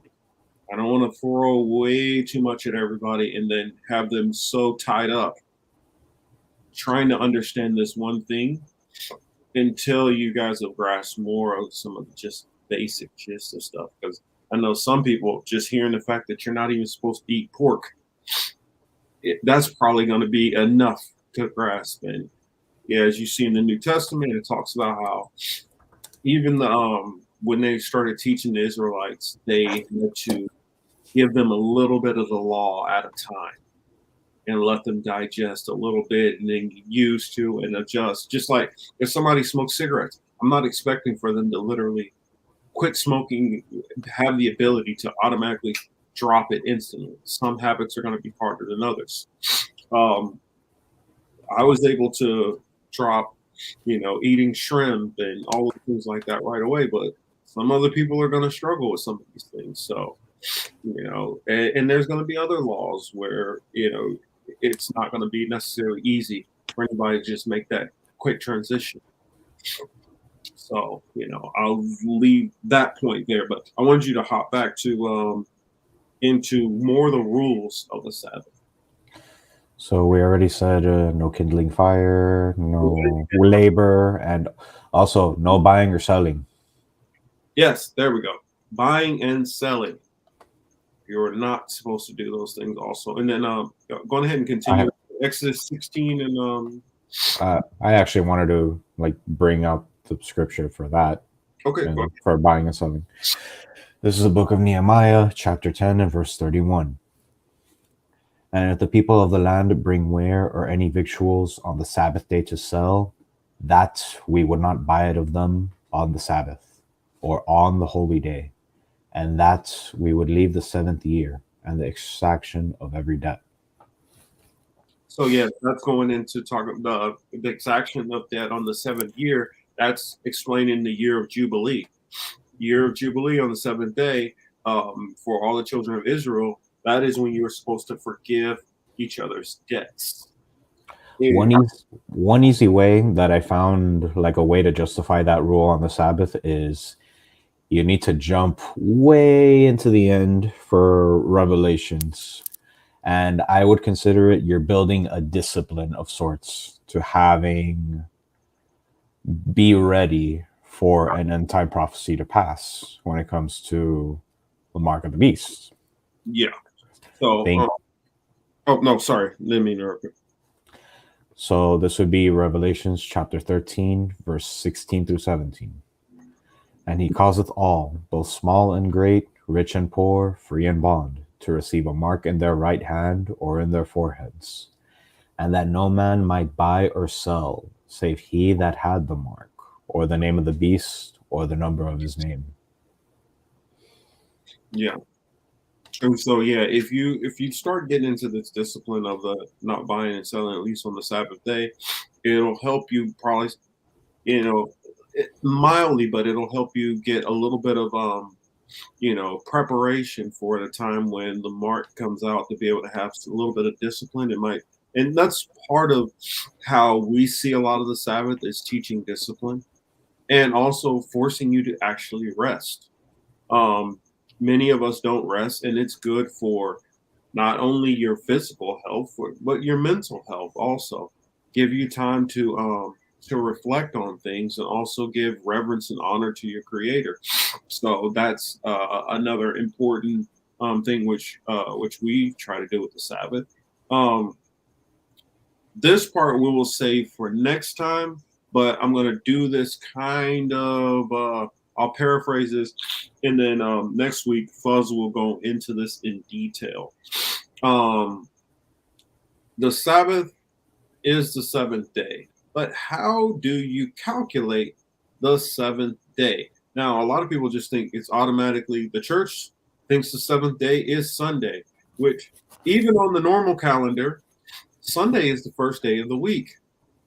In which the reason why I'm saying I want to get into that a lot next week is because I want to start explaining how it got put on Sunday in the first place, when Saturday actually, that word actually comes from the Sabbath. But just because Saturday, Sabbath, it kind of lines up the same, does not mean that's the actual Sabbath. Um, what is it? Jehovah's Witnesses? I believe it's Jehovah's Witness. No, Seventh Day Adventists. Seventh Day Adventists observe a Friday to Saturday Sabbath automatically every Friday to Saturday. Practicing uh,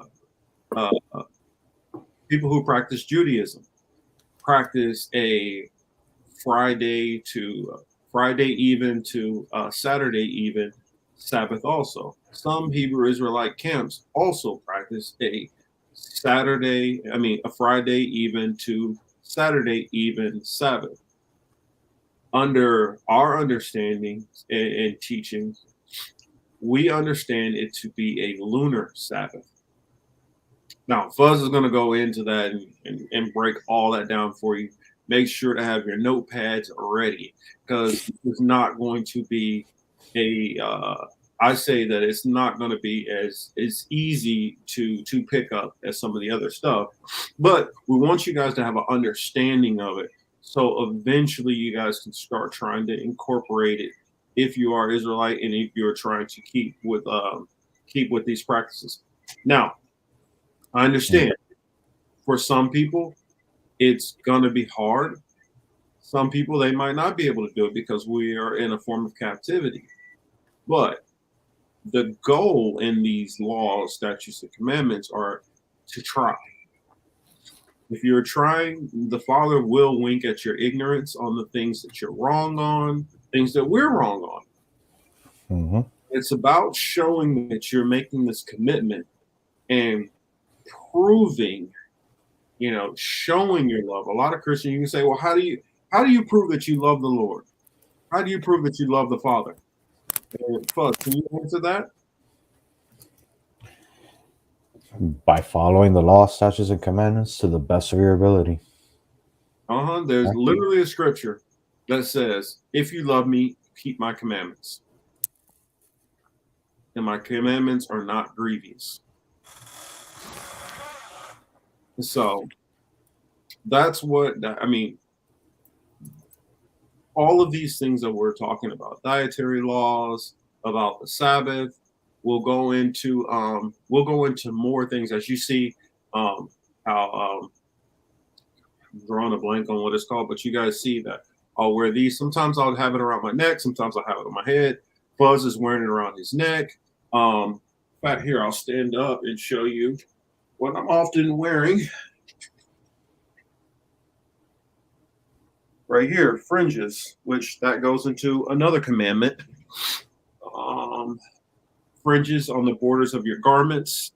And there's many things that'll go into those different laws and things for the children of Israel that they are to follow. And so, all those kind of questions you guys can ask about that, definitely in the comment section or in the live chat if you're in here. We'll go into all of those different things like that next time around. And then after that, I'm not sure. I might do a Fuzz brought up bringing up a poll to figure out what you guys would like to hear us go into next after that. But yeah, we're gonna go into almost like doing a follow-up part 2 next week, going into more deeper understanding of the Sabbath and more of the rules. But we want you guys to understand at least the first key parts about the you're not supposed to buy and sell on the Sabbath. You're not supposed to kindle a flame within your dwelling. That you're not supposed to do servile work. Um, and then those are like a couple of big ones there. I'm trying to think of if there's anything Uh, else. well, there is one small one. I don't remember off the top of my head. What am I forgetting? I know I'm forgetting something. Stay home. Basically, you're not. You for the most part, you're not supposed to leave your house. For Exodus, But well, if you're gathering with a congregation to go into the laws and teachings and things like that, then it is allowed. yeah, I actually wanted to bring two precepts to that, like to the where it is where going out on the Sabbath is allowed. But first, here is the rule for the Sabbath if you are not congregating. Here's Exodus 16 and verse 29. See, for that the Lord hath given you the Sabbath, therefore he giveth you on the 6th day the bread of 2 days. Abide ye every man in his place. Let no man go out of his place on the 7th day. Verse 30. So the people rested on the 7th day. Yeah, but that's the reason why I said once you start getting into the New Testament, there becomes more elaboration and then more. I don't know if I want to say flexibility in the law, but it starts becoming more clarification. That's what I'll say. Here's two precepts for like the actual congregation happening on the Sabbath. This is Isaiah 66 and verse 23. And it shall come to pass that from one new moon to another, and from one Sabbath to another, shall all flesh come to worship before me, saith the Lord. And here is Nehemiah chapter 8, verse 1 through 3. And all the people gathered themselves together as one man into the street that was before the water gate. And they spake unto Ezra the scribe to bring the book of the law of Moses, which the Lord had commanded to Israel. And Ezra the priest brought the law before the congregation, both of men and women, and all that could hear with understanding, upon the first day of the 7th month.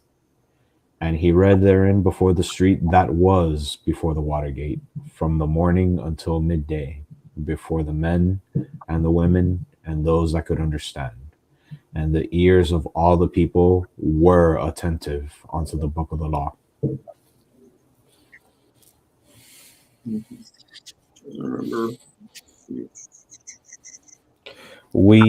There is actually even more precepts to that. Yeah, you don't want to. But that would involve next time, part 2. You don't want to overwhelm. You give it a little heavy right now. Not too much for the people. I get it. Here I want to give you, like for instance, here, this is Mark chapter 1. I'll start at 20. And straightway he called them, and they left their father Zebedee in the ship with their hired servants and went after him. 21. And they went into Capernaum. And straightway on the Sabbath day he entered into the synagogue and taught.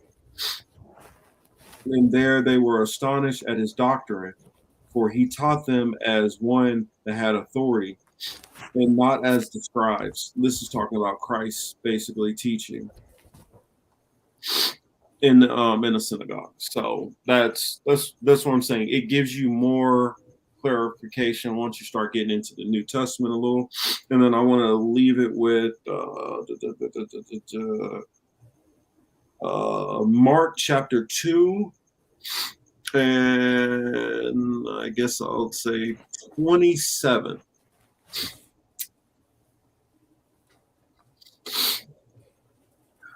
Mark 2 and 27. Yes, sir. Mark 2 and 27. All right, on the way there. Book of Mark, chapter 2 and 27. And he said unto them, the Sabbath was made for man, and not man for the Sabbath. Therefore the Son of Man is Lord also of the Sabbath. Mm-hmm.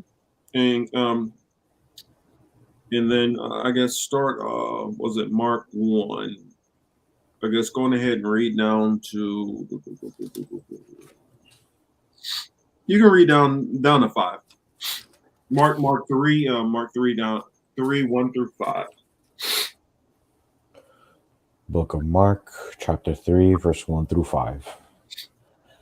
And he entered again into the synagogue, and there was a man there which had a withered hand. And they watched him, whether he would heal him on the Sabbath day, that they might accuse him. And he said unto... And this is what I was talking about, how the Pharisees were trying to find reasons to go after Christ or Yahushua. So, continue. And he said unto the man which had the withered hand, stand forth. And he saith unto them, is it lawful to do good on the Sabbath day, or to do evil, to save life, or to kill? But they held their peace. And when he had looked around about on them with anger, being grieved for the hardness of their hearts, he saith unto the man, stretch forth thine hand. And he stretched it out, and his hand was restored whole as the other. All right. And the reason why I wanted to bring that up is because if what you're doing is good, then you're able to do good on the Sabbath. For instance, it talks about like if your neighbor's goat or lamb was stuck and harmed, is it lawful to save that animal for them? Yes. So, that's what I'm saying. It gives you more clarification later on as you start getting more and more, especially into the New Testament. It starts explaining out, okay, yes. And so that's why I wanted to be particular when I was saying servile work, because technically healing somebody is work, but that would be lawful to be healing and helping, just like teaching on the Sabbath is lawful because you're giving the spiritual food, the spiritual water for the soul. That's important. So I guess we will put a pin in that for now. We will go back, and next week we're going to go into the Sabbath. Fuzz is going to explain, how do you know when the Sabbath is? And so now that we've explained what the Sabbath is, we've explained the importance of the Sabbath, we have explained some of the laws of the Sabbath, we'll go in and we'll continue more clarification and some of the stuff that was going on between Yahushua and the Pharisees and some of those different things, those dynamics that were going on there. And some more parables and things to explain, talking about keeping with the laws. A lot of Christians will go into, there's only 2 commandments, love God with all your heart. I get that, but there's so much more. When people read some of these scriptures, they don't realize almost some of these words are code words within there. For instance, when it says love with all your heart, well, it says, if you love me, you keep my commandments. What commandments is it talking about? And so it goes more and more explanation. One line can mean so much because I'm trying to remember what's the scripture. I want to see. We'll pull this up real quick.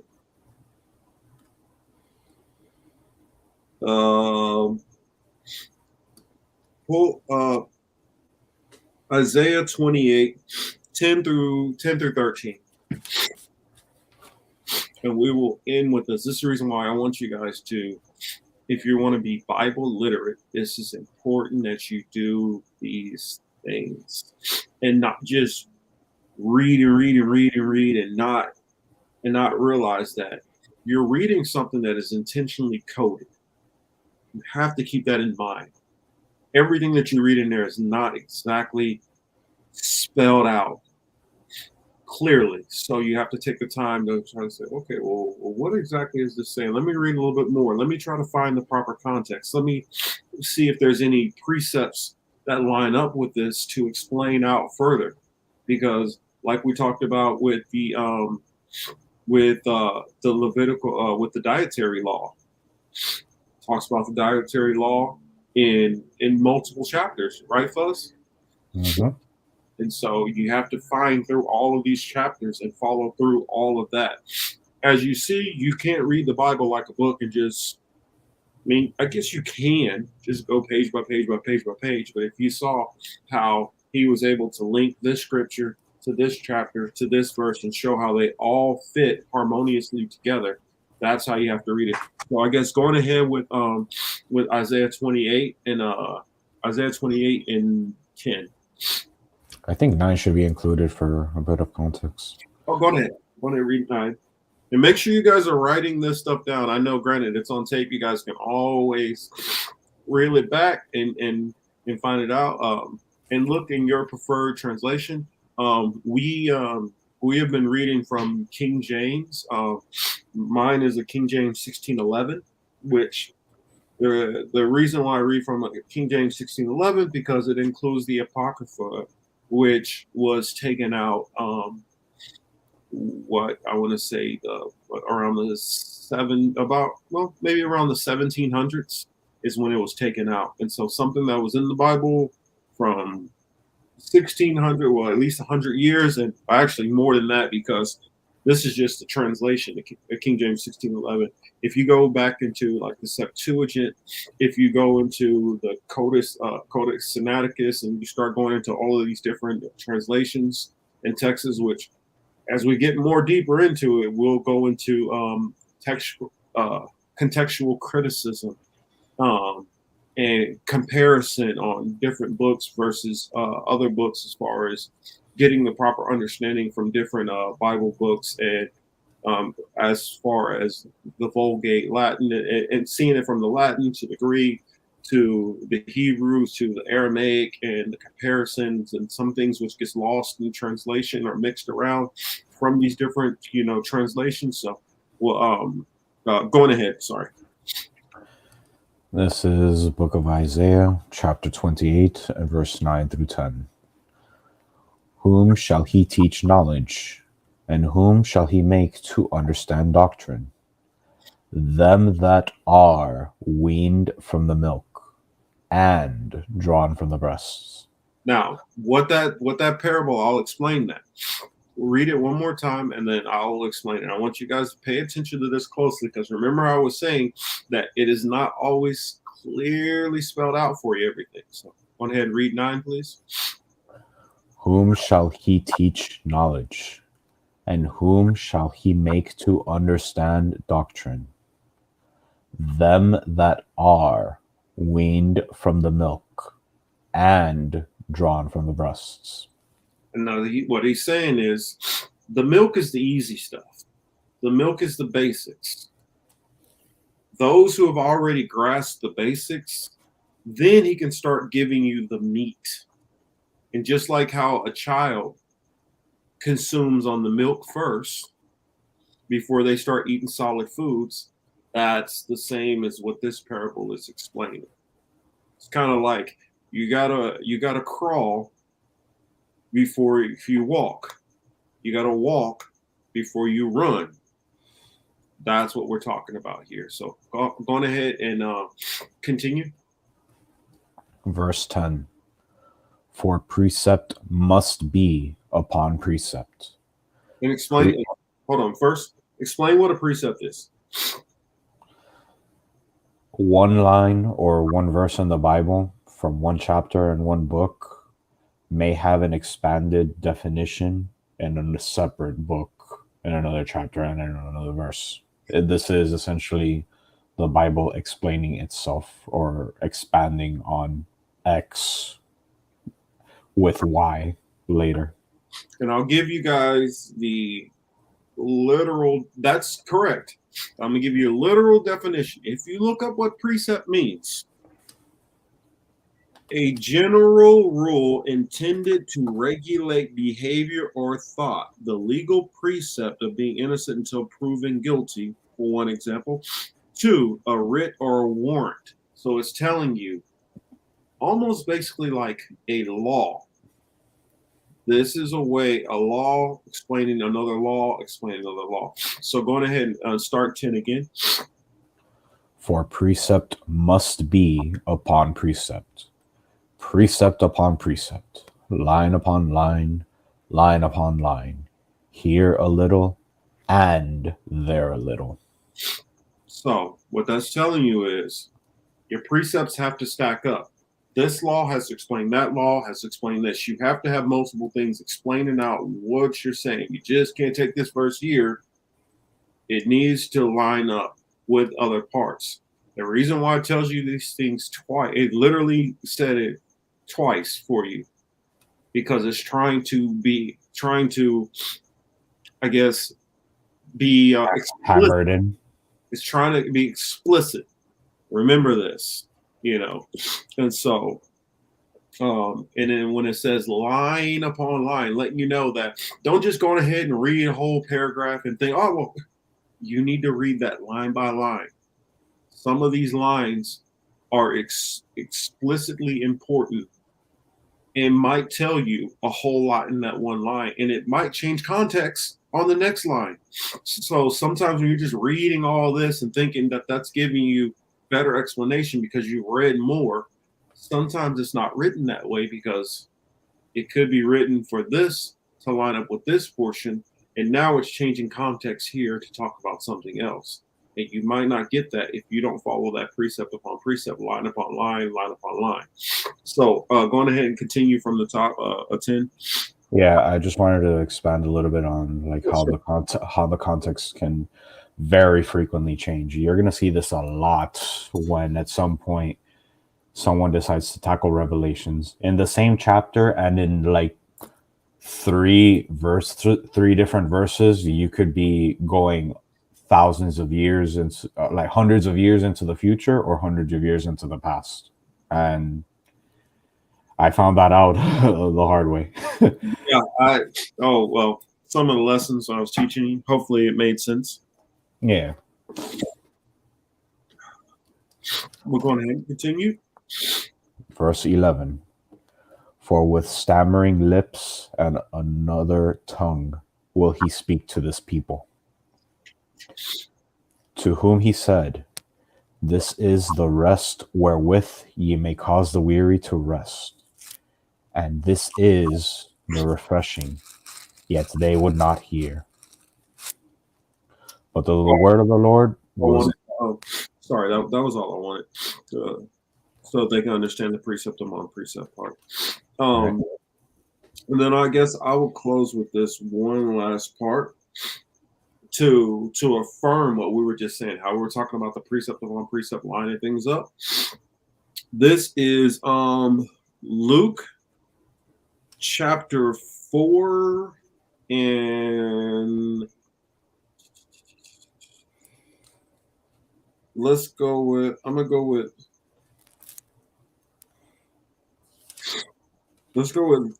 Luke chapter 4 and the 14th verse.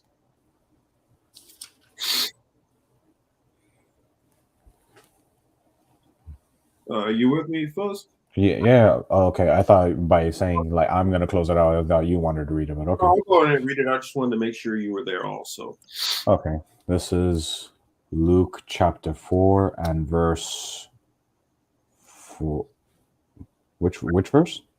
14. So that way I can give some Okay. context. And Jesus said, "Oh Mhm. well, sorry." And And Jesus G.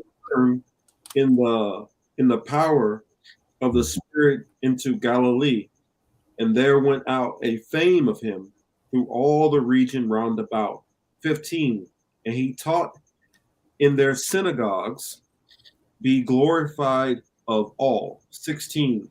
And he came to Nazareth, where he had been brought up. And as his custom was, he went into the synagogue on the Sabbath day and stood up for to read. 17. This is the verse which I want you guys to focus on. And there was delivered unto him the book of the prophet Isaiah. And when he had opened the book, he found the place where it was written. 18. The Spirit of the Lord is upon me, because he hath anointed me to preach the gospel to the poor. He hath sent me to heal the brokenhearted, to preach deliverance to the captives, and recovery of sight to the blind, to set at liberty them that were bruised. 19. To preach the acceptable year of the Lord. 20. And he closed the book, and he gave it again to the minister, and sat down. And the eyes of all them that were in the synagogue were fastened on him. Can you break that down, Fuzz?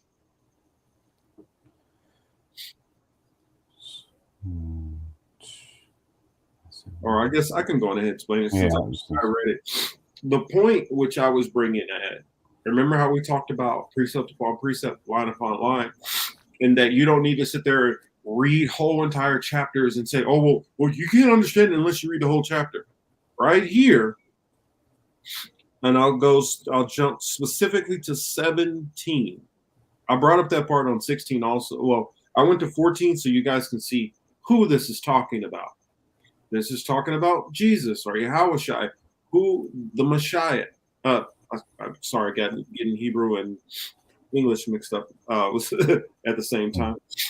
The Messiah.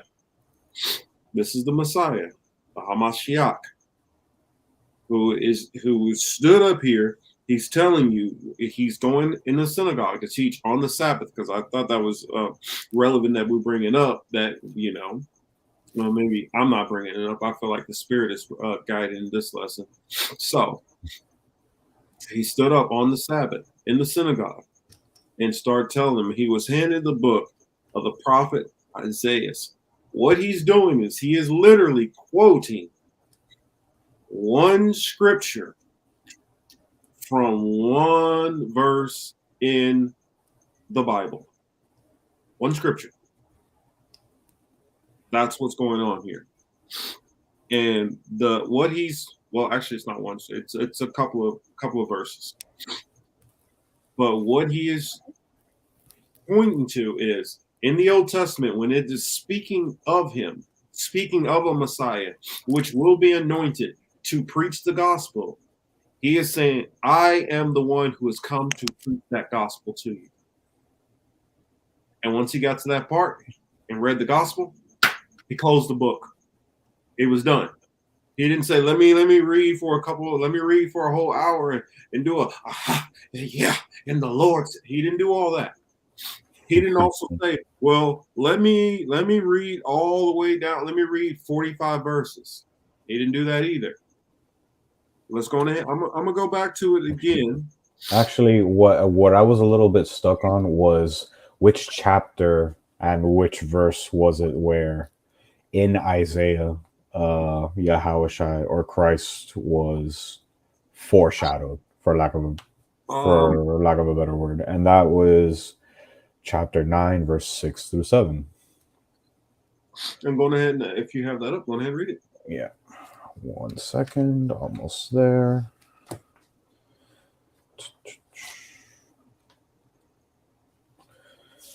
Book of Isaiah, chapter 9, verse 6 through 7. I knew where you were going. For unto us a child is born, unto us a son is given, and the government shall be upon his shoulder, and his name shall be called Wonderful, Counselor, the Mighty God, the Everlasting Father, the Prince of Peace. Of the increase of his government and peace there shall be no end, upon the throne of David and upon his kingdom, to order it and to establish it with judgment and with justice from henceforth, even forever.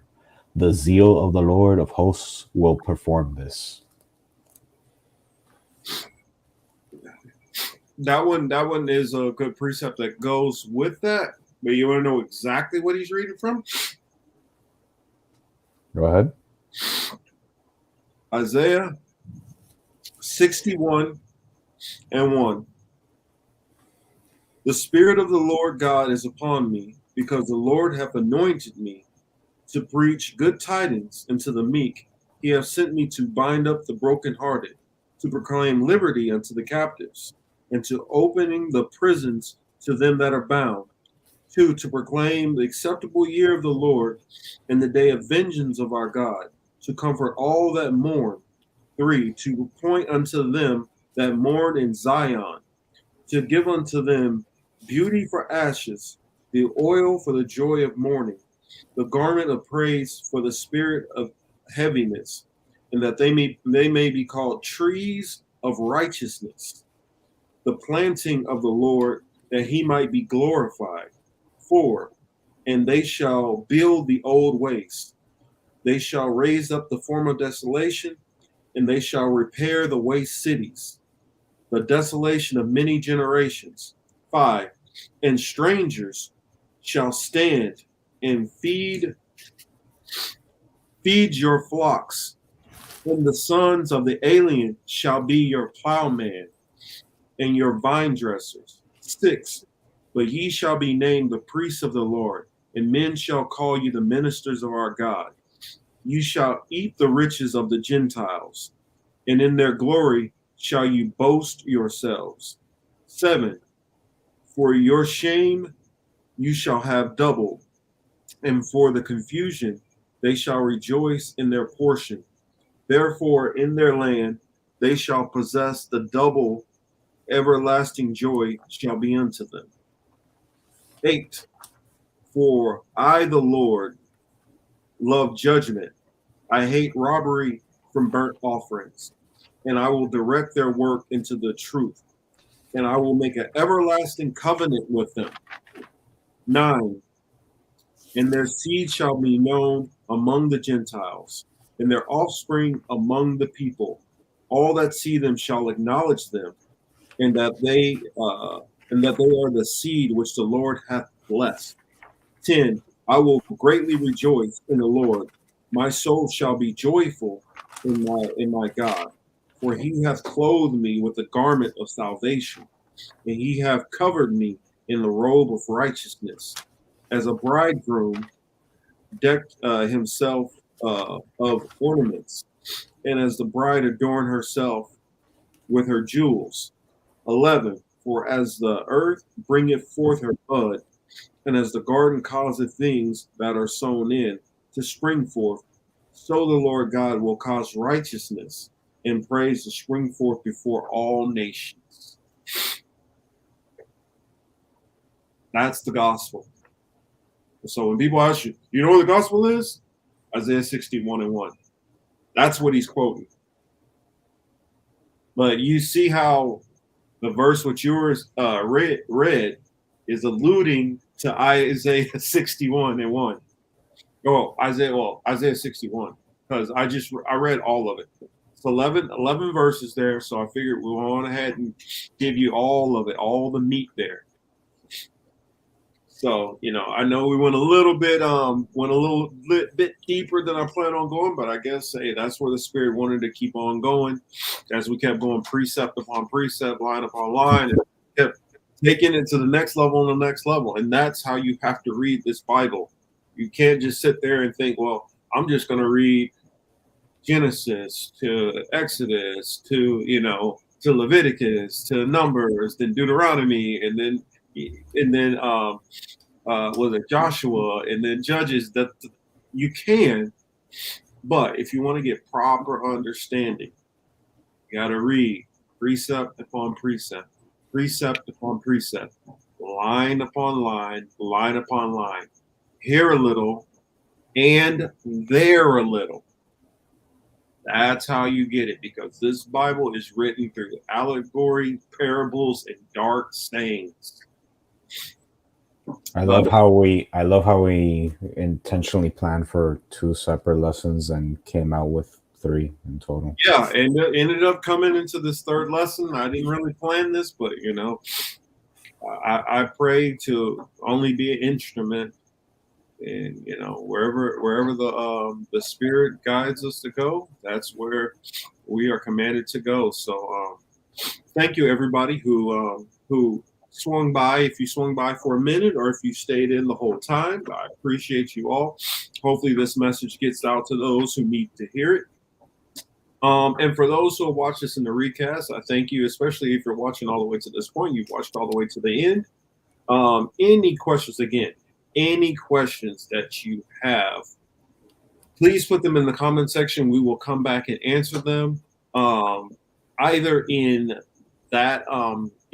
the comment section, or if for some reason your message doesn't get through and we don't see it, because that does happen. Sometimes they even hide messages from us who create the content. Make sure to voice those questions in the next live. And say you don't have the time and you see me post a live, put those questions in there before the live stream starts, and we can even go into them once we start the live stream. If you just want to swing by, or you don't have the time, or if you follow us on Twitter, my Twitter handle, let's go into it. My Twitter handle is at what cage, and Fuzz is at Fuzz the Phraim, which that is FUZZTHEPHRAIM.